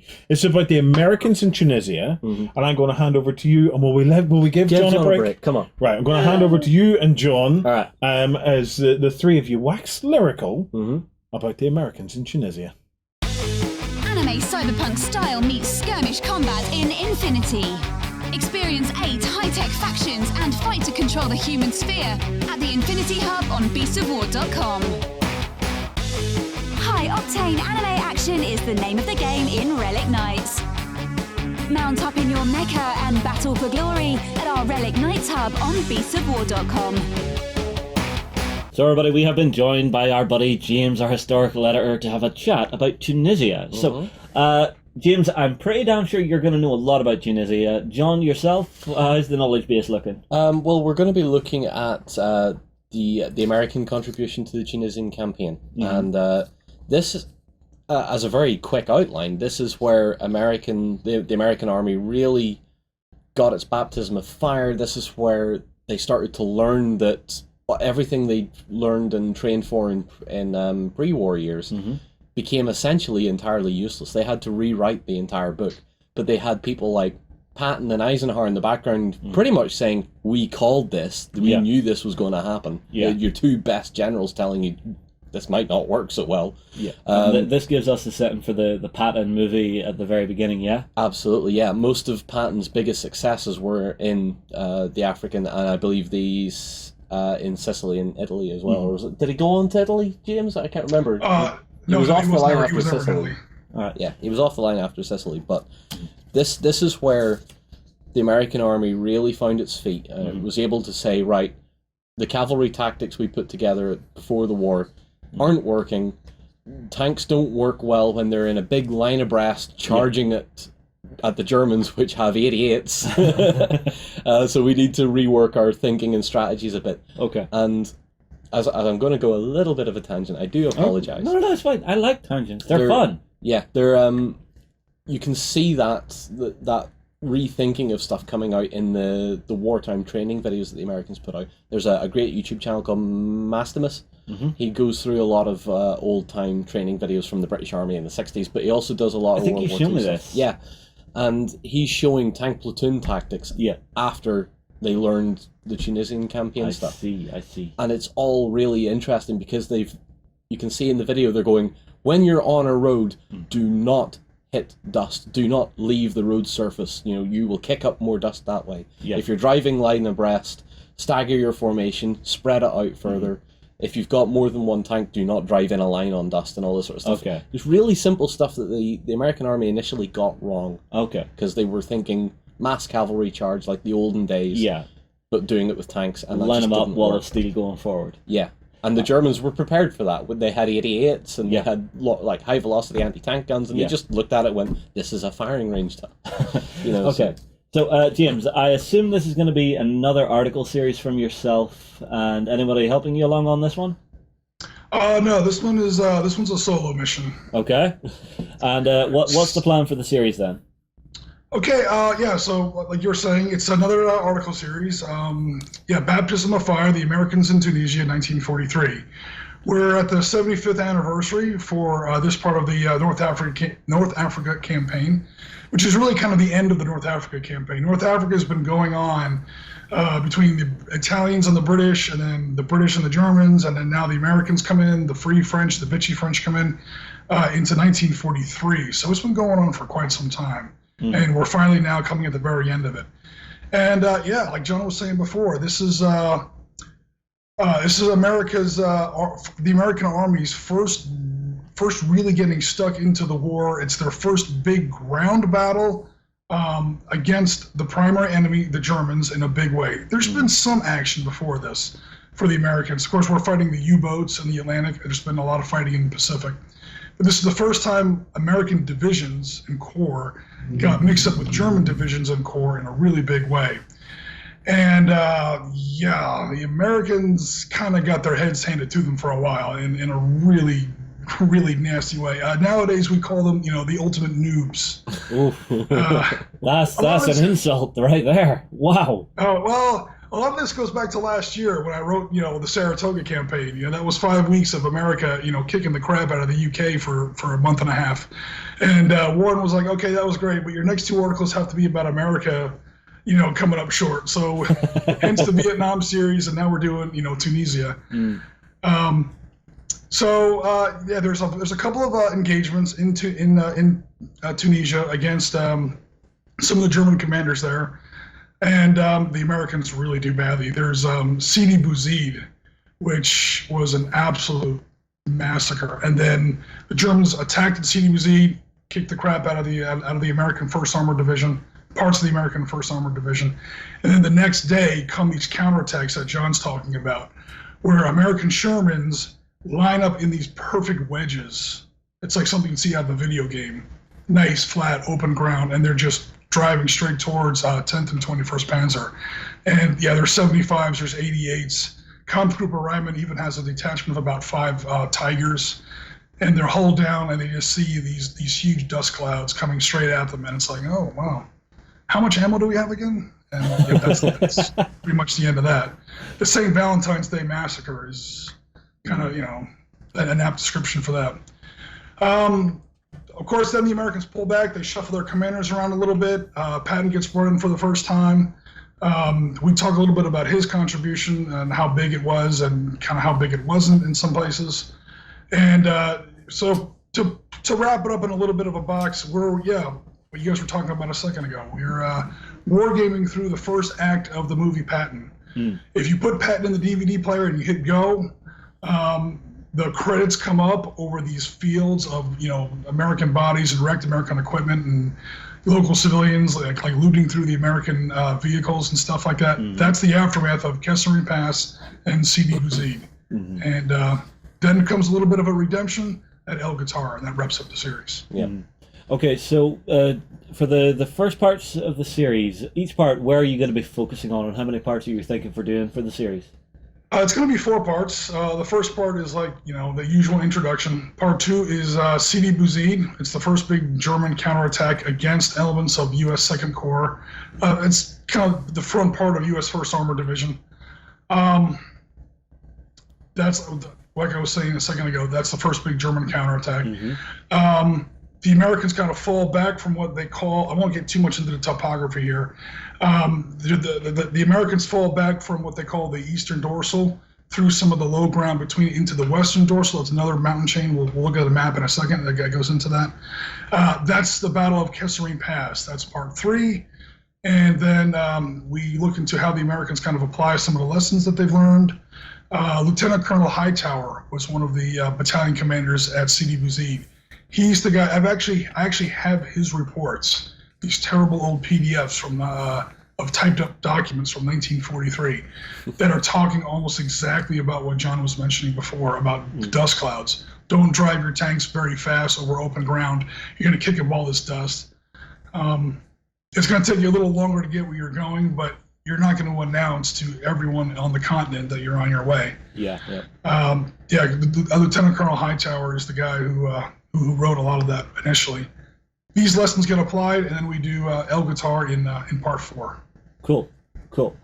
John, any questions from yourself? Not so much questions, but I want to briefly tap on the baptism of fire thing. Okay. Because a lot of people look at World War II and see Kasserine and stuff like that and go, that was just terrible for the Americans, and they have there's so much sympathy towards the American army and stuff, and saying, they just didn't understand what was going on. But at the same time, barely a year before, or just over a year before, the British and the French got the exact same treatment from the Germans. Yeah. And I think the British learned quicker in the desert because they had less support in the desert. Like when it comes to Normandy and stuff, everybody was doing everything. Everybody was together, kinda, fighting for the same goal. Yeah. But in the desert, the British learned what the Germans could do from the French campaign. Yeah. And they started to realize, hang on a minute. Yeah. This is how we need to behave with this army. A bit quicker off the mark. They already knew Rommel. That was their biggest thing, because they'd met him in France. Yeah. And he had torn them a new one, completely tore them apart. Yeah. And then when it came to the desert campaign, the British went, now we know who we're facing. Now we know what we're up against. Yeah. They had a better idea of the equipment that was being used against them, the tactics being used against them. Yeah. And the Americans were essentially just the next line in. And they had to learn everything on top of that, because sometimes armies don't communicate very well. Countries don't communicate very well. No, really? Really? Well, the British tried. Yeah. The British always tried. It took the British about 12 to 18 months to really take the lessons from Rommel and the Africa Corps in North Africa. If you go from Rommel's first offensive beginning in April and May of 41 through the end of Operation Crusader. Okay, so maybe that was an exaggeration, but about 12 months. Yeah. Until then, they kept making the same mistakes over and over and over again. Rommel will go forward. He'll hit you with his Mark IIIs, maybe a handful of Mark IVs. He didn't have that many Mark IVs. Yeah. He'll slap you around a little bit, and then he'll do this feigned retreat, and then the Crusaders chase after him. The Crusader tanks chase after him like you should never do. Yeah. And you wind up getting, gored on this line of 88s that he has on the reverse slope. Don't ever do that. It took the British about a year to learn not to do this. Yeah. The Americans come in, we're going to wrap this mess up because you Europeans, you're at it again. We just got done fixing this. They come in with that kind of attitude. We're going to slap these Germans around. We're going to fix this. And the British are like, okay, look, here's some of the things that Rommel likes to do.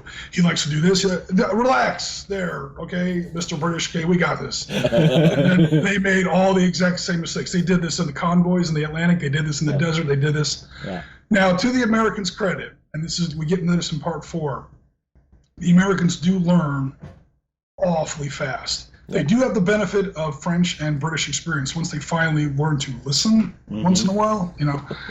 2 ears, one mouth kind of thing. And so we did learn, I was there. The Americans did learn actually pretty quickly. Rommel is on record. He just write this down as at Kesselring Pass and Sidi Bouzid and Sabiba and some of the other battles he fought. I've never seen troops more badly prepared for battle. I've never seen troops learn this quickly. Yeah.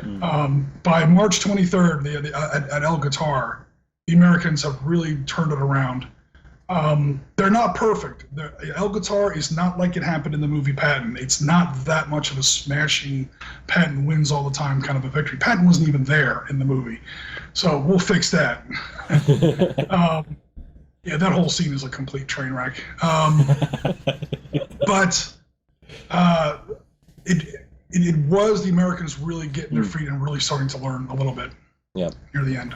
Okay, well, let's talk quickly about the game systems that you're going to use during the article series, because I know you're a huge fan of, I believe it's the Battlefront system, is it? Or Battle Group Group by Iron Fist Publishing. Yeah. Yes, perfect timing. Battle Group Iron Fist Publishing is coming out with another supplement book for their superlative Battle Group system, and that's Battle Group Torch. Mm-hmm. I've been talking to Pierce Brand from Iron Fist Publishing about Battle Group, and he says, do you want a preview for Battle Group Torch that's coming out? I'm like, I'm writing an article series about not so much Torch, but the operations in Tunisia that take place immediately after that. Battle Group Torch is kind of a sequel to Battle Group Tobruk. Battle Group Tobruk was like the first half of the African Desert War. This one's going to go from El Alamein, where we left off at the Flames of War 4th Edition boot camp, all the way through to the end in Tunisia. So last I've heard, it's up for pre-orders in March. I've gotten some preview PDFs. Yeah. I've been using these lists and the information in these books to actually run the games that are featured in the article series. Tons of great features for these specific campaigns in the later part of the Desert War. He breaks out the Germans into 2 army lists. There's like pre-Alamein, post-Alamein. And it's not only because the Germans lost so much at El Alamein, but then when they fell back into Tunisia, they got this massive reinforcement package in the form of Hans-Jürgen von Arnim's 5th Panzer Army was shipped in from Italy and Sicily. And when you lose so much of your initial force and you get a huge influx of a new force, the overall chemistry of your army is going to change. And this kind of stuff is borne out in the Battle Group Torch lists, the special rules, all that stuff. And of course, we'll also be using Panzer Leader. Brian Train came out with his own expansion for Panzer Leader in 2000 called Desert Leader, in which he mentions specifically battles like Kesselring Pass, also the British battles that are taking place around in Tunisia to support the Americans. So we kind of took some of our games, based them on Brian Train's Desert Leader 2000 writings, expanded on them, and we're presenting them again in this series. That's like the big command tactical games. Each platoon, each piece is a platoon of tanks, so 50 men, or 5 tanks, a battery of 4 to 6 guns. That's per counter, and you've got upwards of who knows, maybe 100, 120 counters on the map. So you're doing a full regiment, brigade. If you're ambitious, the front end of a division. Your map table is several miles on a side. This is where you get the real scale of these battles. Miniature gaming always is going to compress it to an unrealistic degree. If realism and tactical fidelity is your goal, these are the kind of games that you want to get into. So we do provide a sample to do game systems that we're using in this, in this series. Very cool. Yeah. So let's move on and talk about some equipment, because equipment is my thing. And all right, Mr. Treadhead. And the North African campaign particularly is where you see a lot of the big staples come out of the garages. You see the Sherman coming out, which is such a beautiful vehicle. But you see the Germans using the Mark IV specials. They have the first long barrel 75 guns coming out at that point. And in 43, are we seeing Tiger yet, or are we still just a hair too early? Oh yeah, Tiger's there. Oh, she's there? Yeah. Okay. That's where 131 was captured in the Tunisian campaign. I see. The Americans got one first, but they couldn't tow it away, so they blew it up. I've seen the pictures of it. I have never seen so many blocks of C4 sitting underneath a Tiger in my life. Wait, they took pictures before they hit the button? Oh yeah, because I think it made it into Time magazine or something like that. Okay, like, that I have to see. It was like To Catch a Tiger or something, and there was a bunch of American engineers. Yeah. American. Just blow it up. Yeah, exactly. Well, trust me, it's better than the French decommissioning method. Let's take a plasma cutter and just cut it into 4. Cut it into 4, yeah. Oh, I'm sorry. Whenever I see vehicles from France being sold, and it's just like, we are now selling the back quarter of a Tiger. Yeah, where's the rest of it? You know how rare and expensive a Tiger or King Tiger is in a private collection when one of the biggest millionaires in the hobby turns around and goes, "Oh, I managed to buy a quarter of a King Tiger." It's like, well, which quarter? Oh, the back left. Never heard of that. Wow. Oh yeah. Yeah. So the equipment then. Yeah. Sherman has basically just come out. I think they're starting to get rid of the Lees, and the Brits are still with the Grants at this point, but they're starting I was kind of surprised at how few Lees there were. I thought this was going to be like, campaign of the Lees. There was like only one regiment. Actually, not even one battalion of Americans that were still using the Lee. Yeah. 2nd Battalion of the 13th. The crazy thing is that they took so many losses at battles like Sidi Bouzid and Kasserine that they lost so many Shermans. The American Army kind of goes through a bit of a downgrade. Mm-hmm. The Americans, their equipment is so bad because we've given it all away. Our Lend-Lease, we don't have any tank destroyers. Our Lend-Lease, our post-Lend-Lease tank destroyers are a 37mm anti-tank gun bolted to the back of a pickup truck. This is the M6 Fargo. Where's the arsenal of democracy? We've given it away to the British and the Russians, and we've left nothing for ourselves. So I'm sorry, yeah, but this is where the American equipment problems start to come in a little bit. Mm-hmm.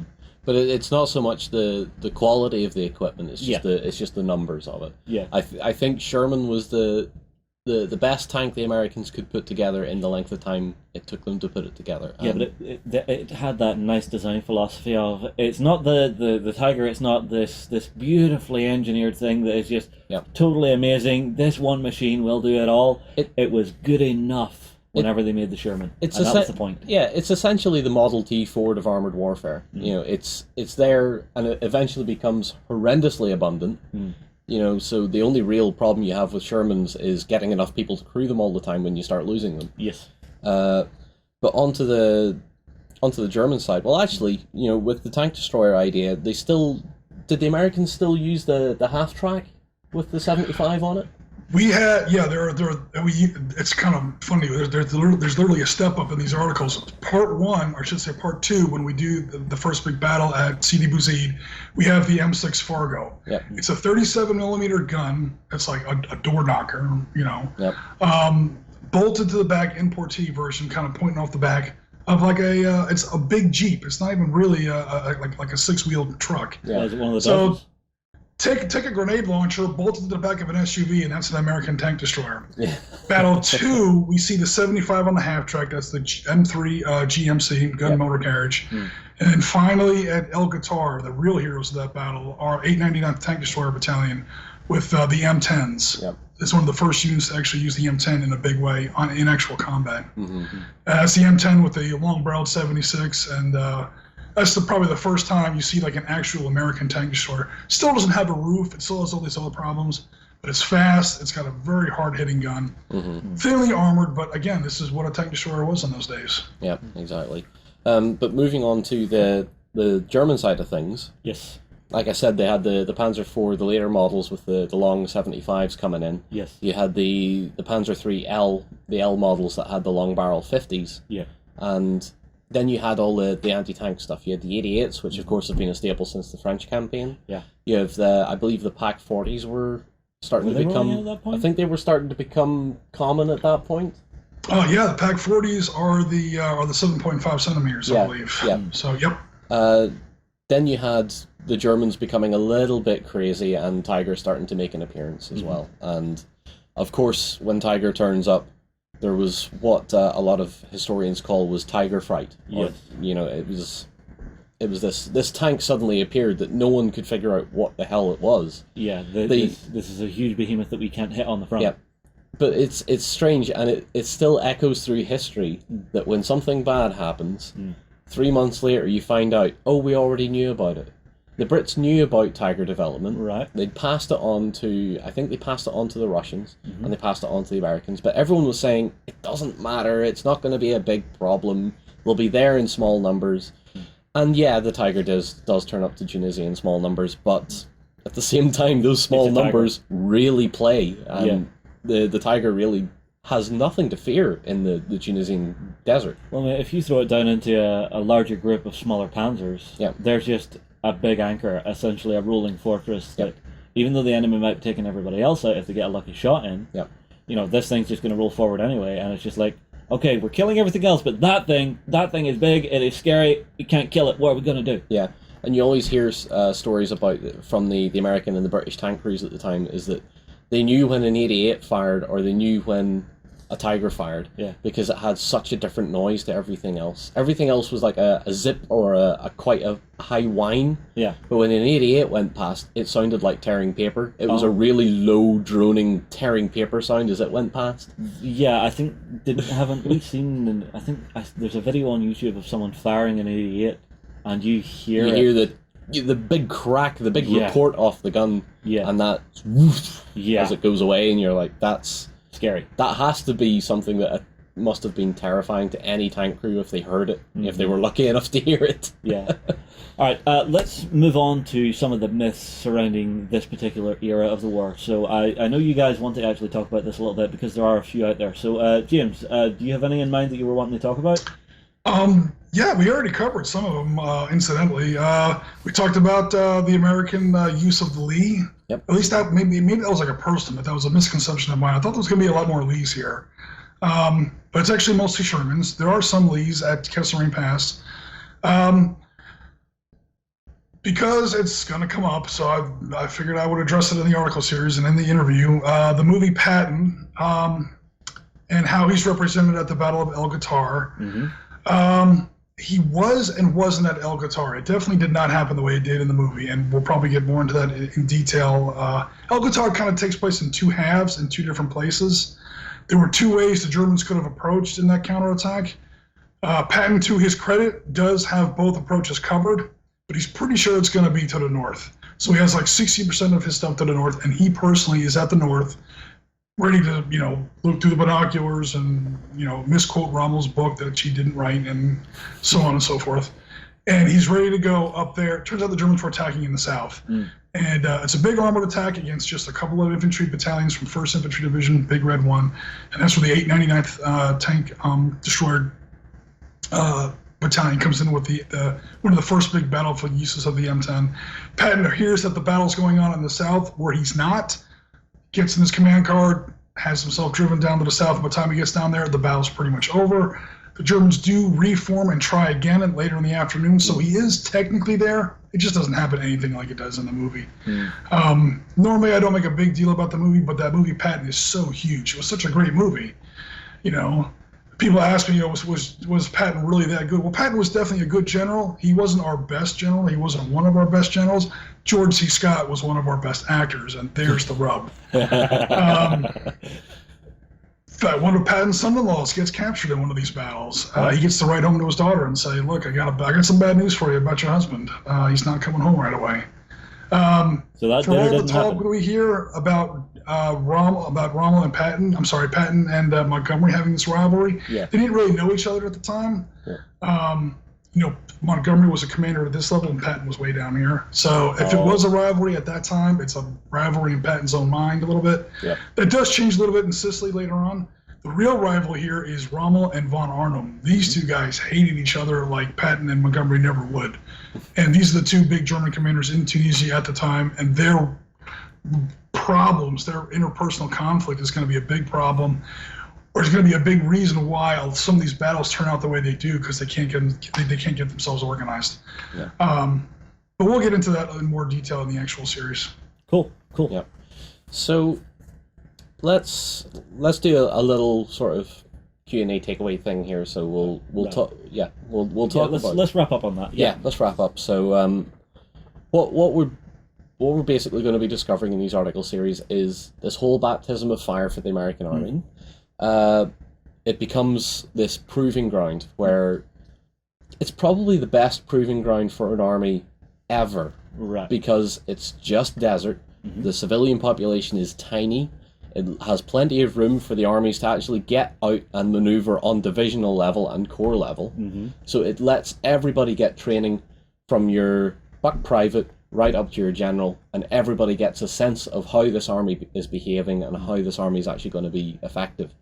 You have to find out which generals are worth a damn and pluck out the bad ones. Exactly. Yeah. And that definitely happens. And you hear that a lot from the likes of Bradley when he's talking after the war about how the Tunisian campaign went and stuff. And even his reports just after Kasserine, where he's saying stuff like, how are we expected to fight an army when our soldiers don't realize that they're supposed to be fighting? It's something along those lines. It's like our men just don't have the stomach for it. They don't have the training, so they don't know what they're doing when they're out in the field. So would this have led to a lot of the modernization in tactics for the forces out there? It absolutely did. It also instilled the command structure of the American army with a sense of your men have to understand their job. There's no more of what the British used to do at the start of the Desert Campaign, where it was only the commanders knew the plan. That had to be eliminated, because you're working on such a vast scale that everybody from your senior NCOs up have to know the plan. And they have to understand their part in it, or their regiment's part in it. Otherwise, it becomes uncoordinated, and if one regiment gets pushed too hard, it can break and fall, which could then cause the whole line to leave collapse. gaps in the lines just to roll up the sides. So that's you have to know your job, and you have to know your boss's job. Is kind of what the Germans what the Germans started at the very beginning of the war, and pretty much everybody else kind of learned this lesson. Because like you were saying, you're doing it at such a vast scale, and you're doing it at such a speed that the flexibility has to be there. And if you don't know your boss's job, or even your boss's job, and some of these people start getting hit, or you lose radio communications, or you get out of contact, you have to be able to pick up that mission and carry it the rest of the way home.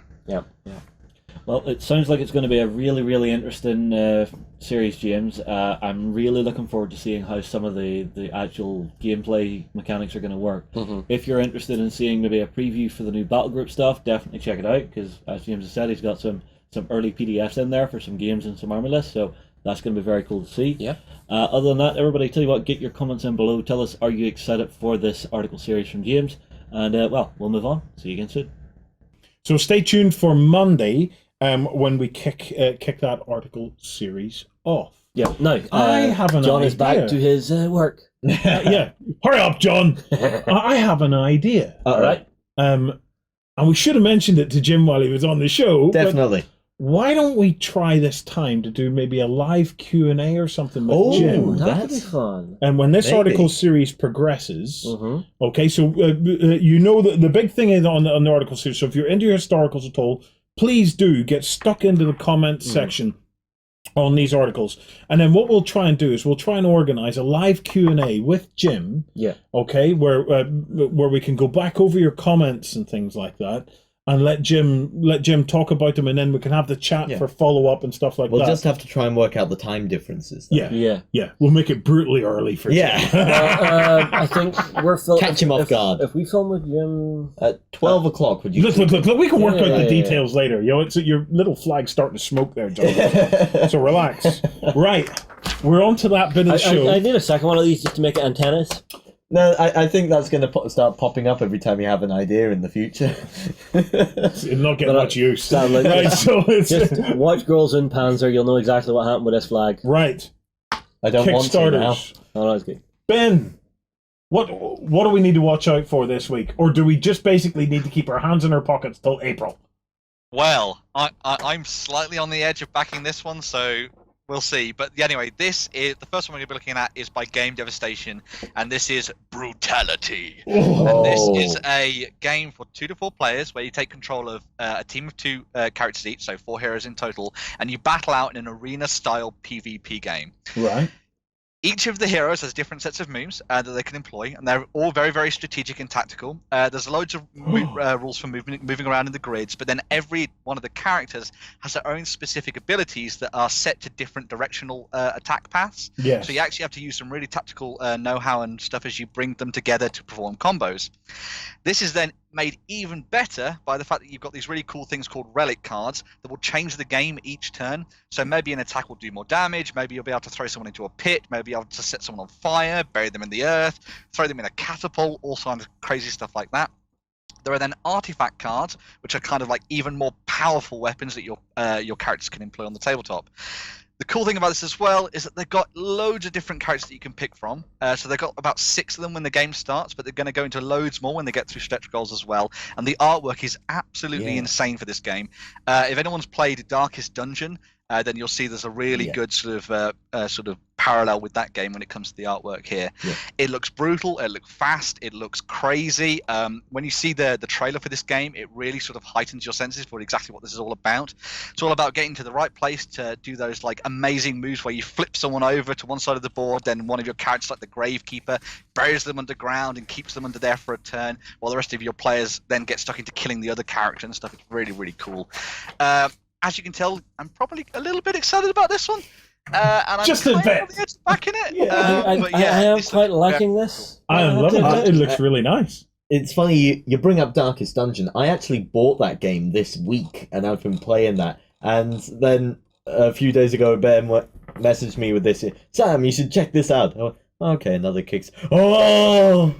Yes! I will say my favourite one so far has to be the Blood Warden. Really? Who's carrying a kid over her shoulder.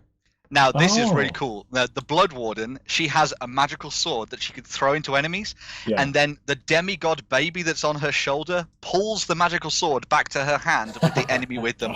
So it's like Scorpion, sort of get over here kind of thing. Oh, that's really cool. That is gorgeous awesome. sculpture work. That is awesome. Well, Brutality has 26 days left on it. So if you're interested, you still have a bit of time. Go and get stuck in. They're funded. They're now unlocking stretch goals. So now's a good time as any to go and get stuck into that one.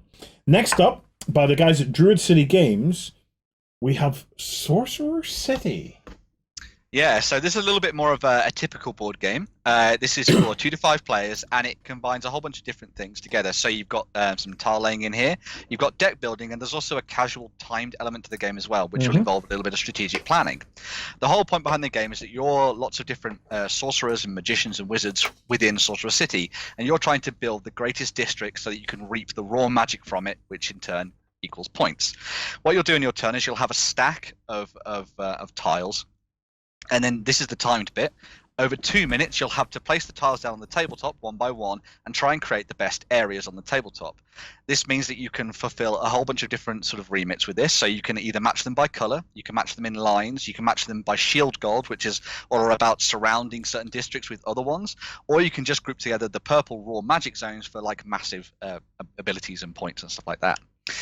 The thing where the game changes in turn becomes a little bit more sort of strategic and sort of planning ahead is you'll also then be able to use the points that you've generated from doing this tile laying bit to then buy cards that will give you special powers and unlock monster abilities as well. And you'll also be able to buy new tiles from an array that will then go into your stack as you build them in successive turns to get more and more points. So the whole point of this is you play it over 5 rounds, you do the same thing every time, and then at the end of it, the person with the most points is the winner. It's got, as I say, a little bit of a sort of strategic tile laying thing in there. So if you like Carcassonne, you've got that going for you. If you like Seven Wonders, a little bit of sort of bidding and buying aspect to this as well, and a bit of a drafting thing going on too. So if you like that, there's something there for you as well. And it looks very cute and awesome as well, and incredibly easy to learn too. So, it looks really interesting. Yeah. Okay. Sorcerer City has 20 days left, a little bit less time. So that is Ben's picks of the week. Wait. What have you found? Deluxe edition. No. Oh. I know I'm boring, but my god. They're super nice. They are. I like sweet. how they stack. That is a nice little touch. Yeah. Oh, that is very sweet, isn't it? I was just sold by the monsters, but yeah, metal coins are cool. Yeah, deluxe edition. Okay, it's Anytime you just add done metal it. coins to a game, it just gives it a touch of class. Yeah.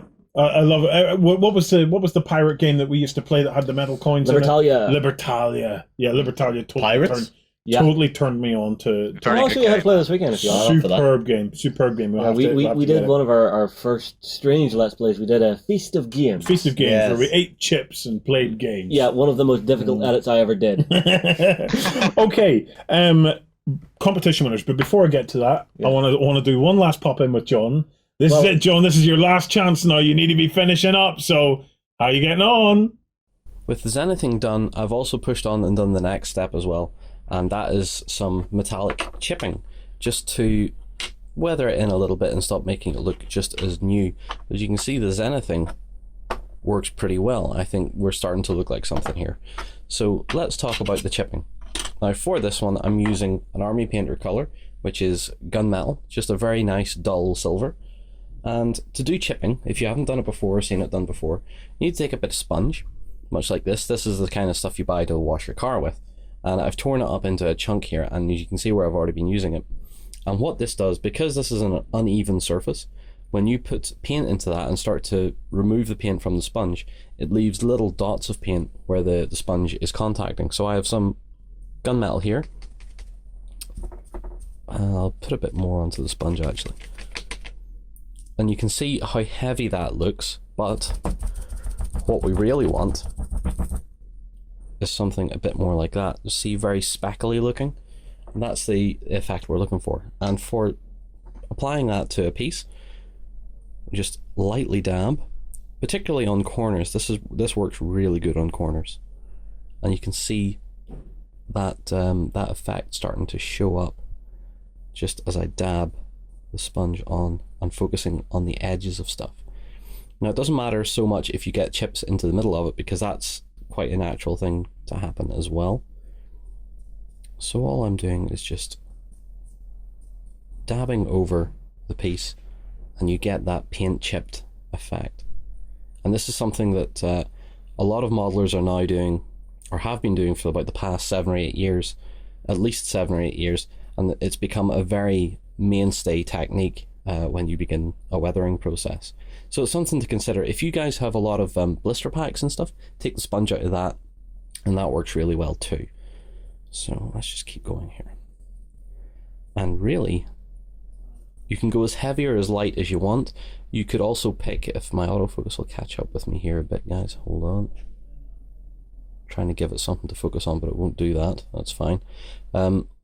You can choose different colors. I've gone metallic because this works well with a light scheme like a gray and a white.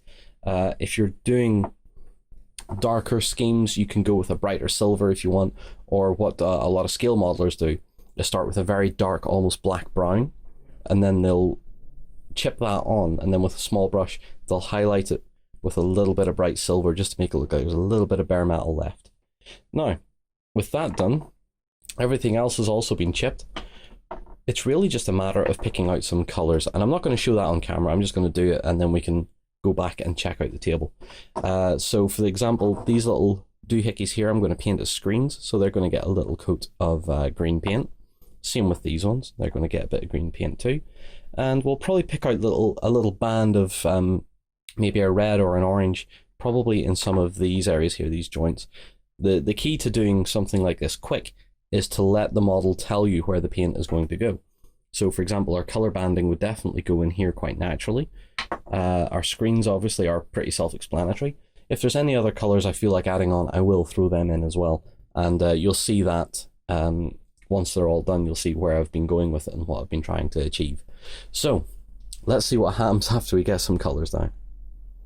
Right. All he needs to do now is finish it up and go and start setting it up. Okay? Oh, nearly there. Right, competitions. Okay? Yep. So last week we were giving away the Melusai and the Daughters of Cain battle tome. Yes. We asked you to post your watercolor moment in Age of Sigmar. Now, we had we picked out 3 who didn't win. Yeah, I'm afraid not. 3 honorable mentions. Okay? Because they were fun watercolor moments. Yeah, Had to bring some of them. So honorable mentions went to Slazona. My favorite Sigmar moment was probably when my Corsairs managed to wipe out a great unclean one just to show Nurgle who's the boss. Oh, come on, Papa Nurgle just wanted a hug. Yeah. The pirates are cooler. Thursday posted, I've been running an AOS skirmish campaign set around the story of some goblins trying to take a dwarf watchtower.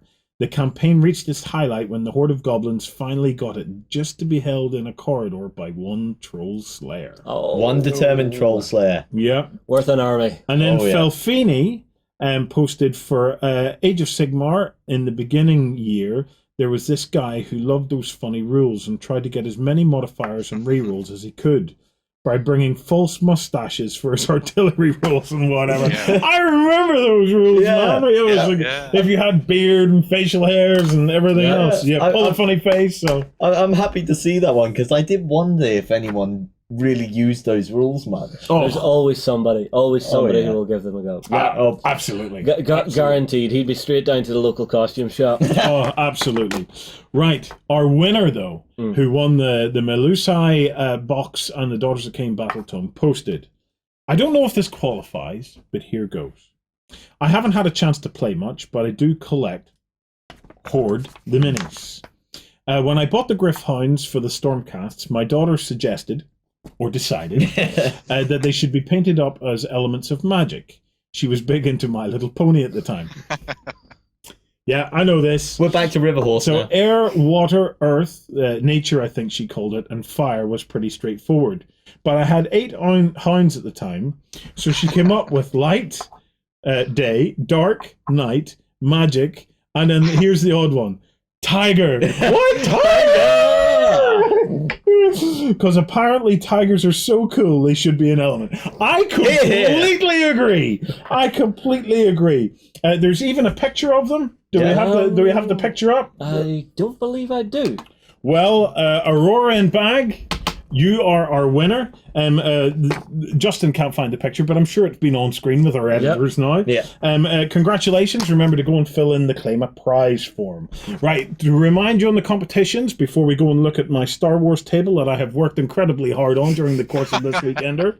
In the next weekender, which may not be next week, it might be the weekend after next week, because we're going to potentially move studios. We reserve the right to change our minds. But we will see. And also, myself and Sam will be in Prague on the Saturday. Yeah, I can't change our minds about that, though, can I? No. So, but for Infinity Uprising Week, remember, we're giving away 5 of the US Ariadna starter sets, which are fabulous, by the way. Very fabulous. cool. And the 3... Oyoroi Kidobutai. Let's do it again. Oyoroi Kidobutai. There we go. That's like one of those bad dubbed martial arts. And then in this week's amazing prize, you have to get all your head into Kaijus and Jaegers for Pacific Rim, and you could win a box of Dark Crystal, the board game. It just gets amazing. Right, guys, let's go. I want to go and see how were we able to successfully Star Wars this table up. And he did it.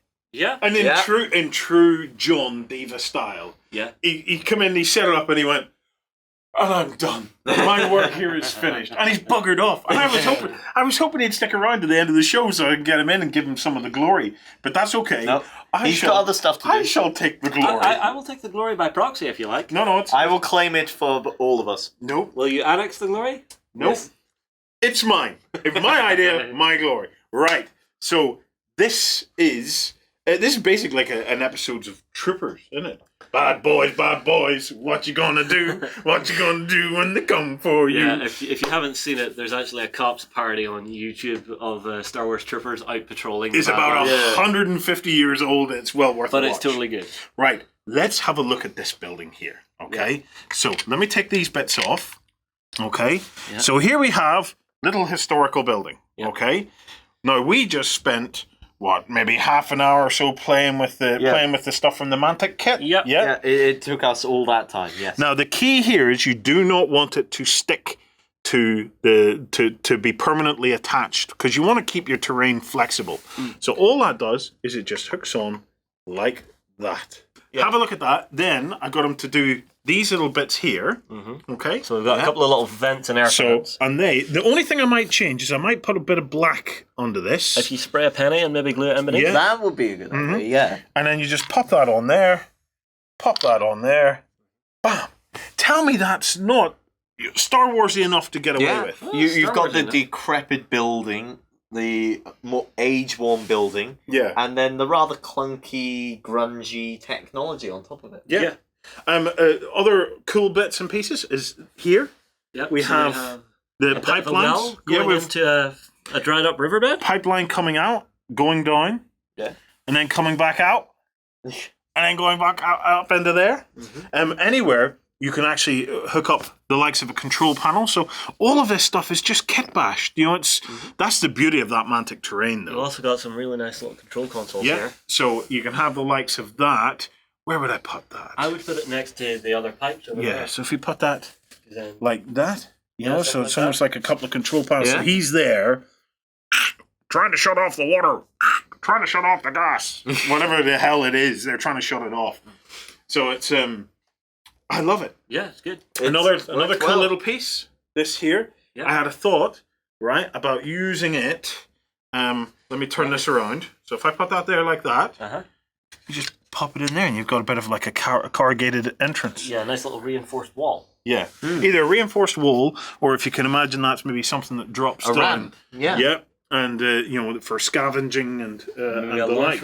Ramp for a sky car. The thing about this is, we could spend. Oh, now you're doing it. Well, here's the thing.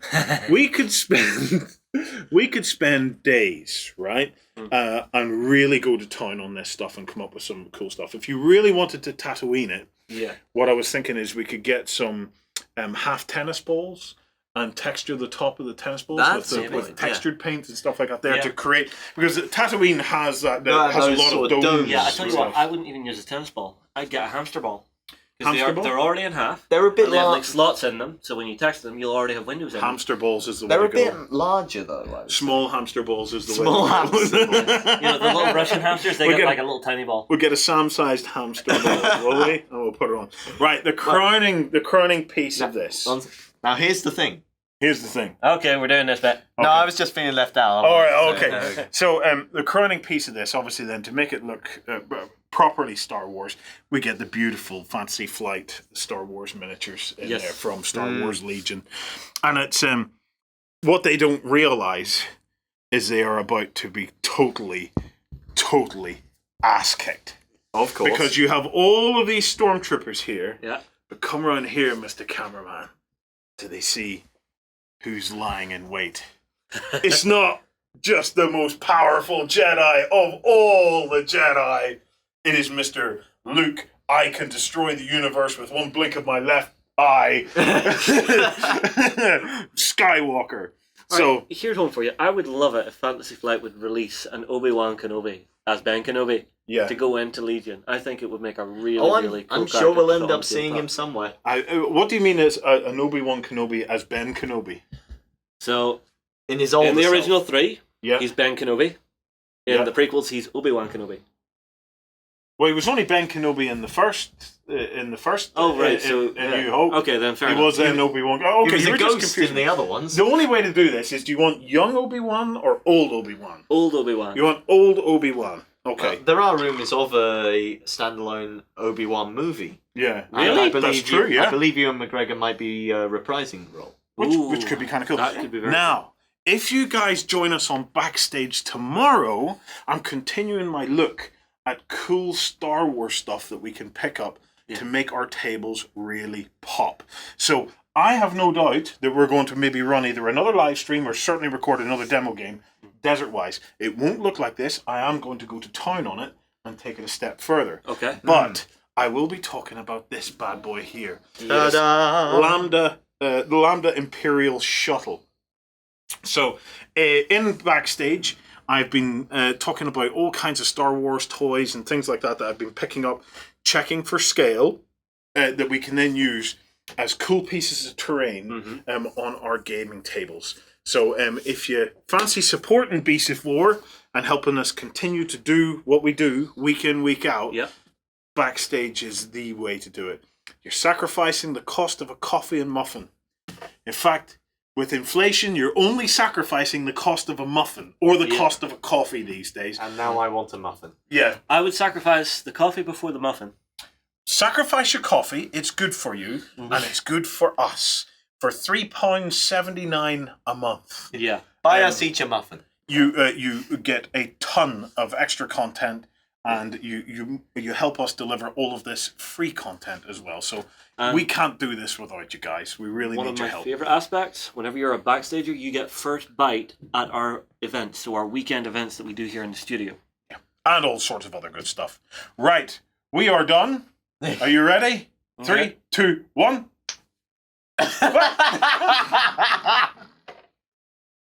Bye, guys. Hopefully see you tomorrow.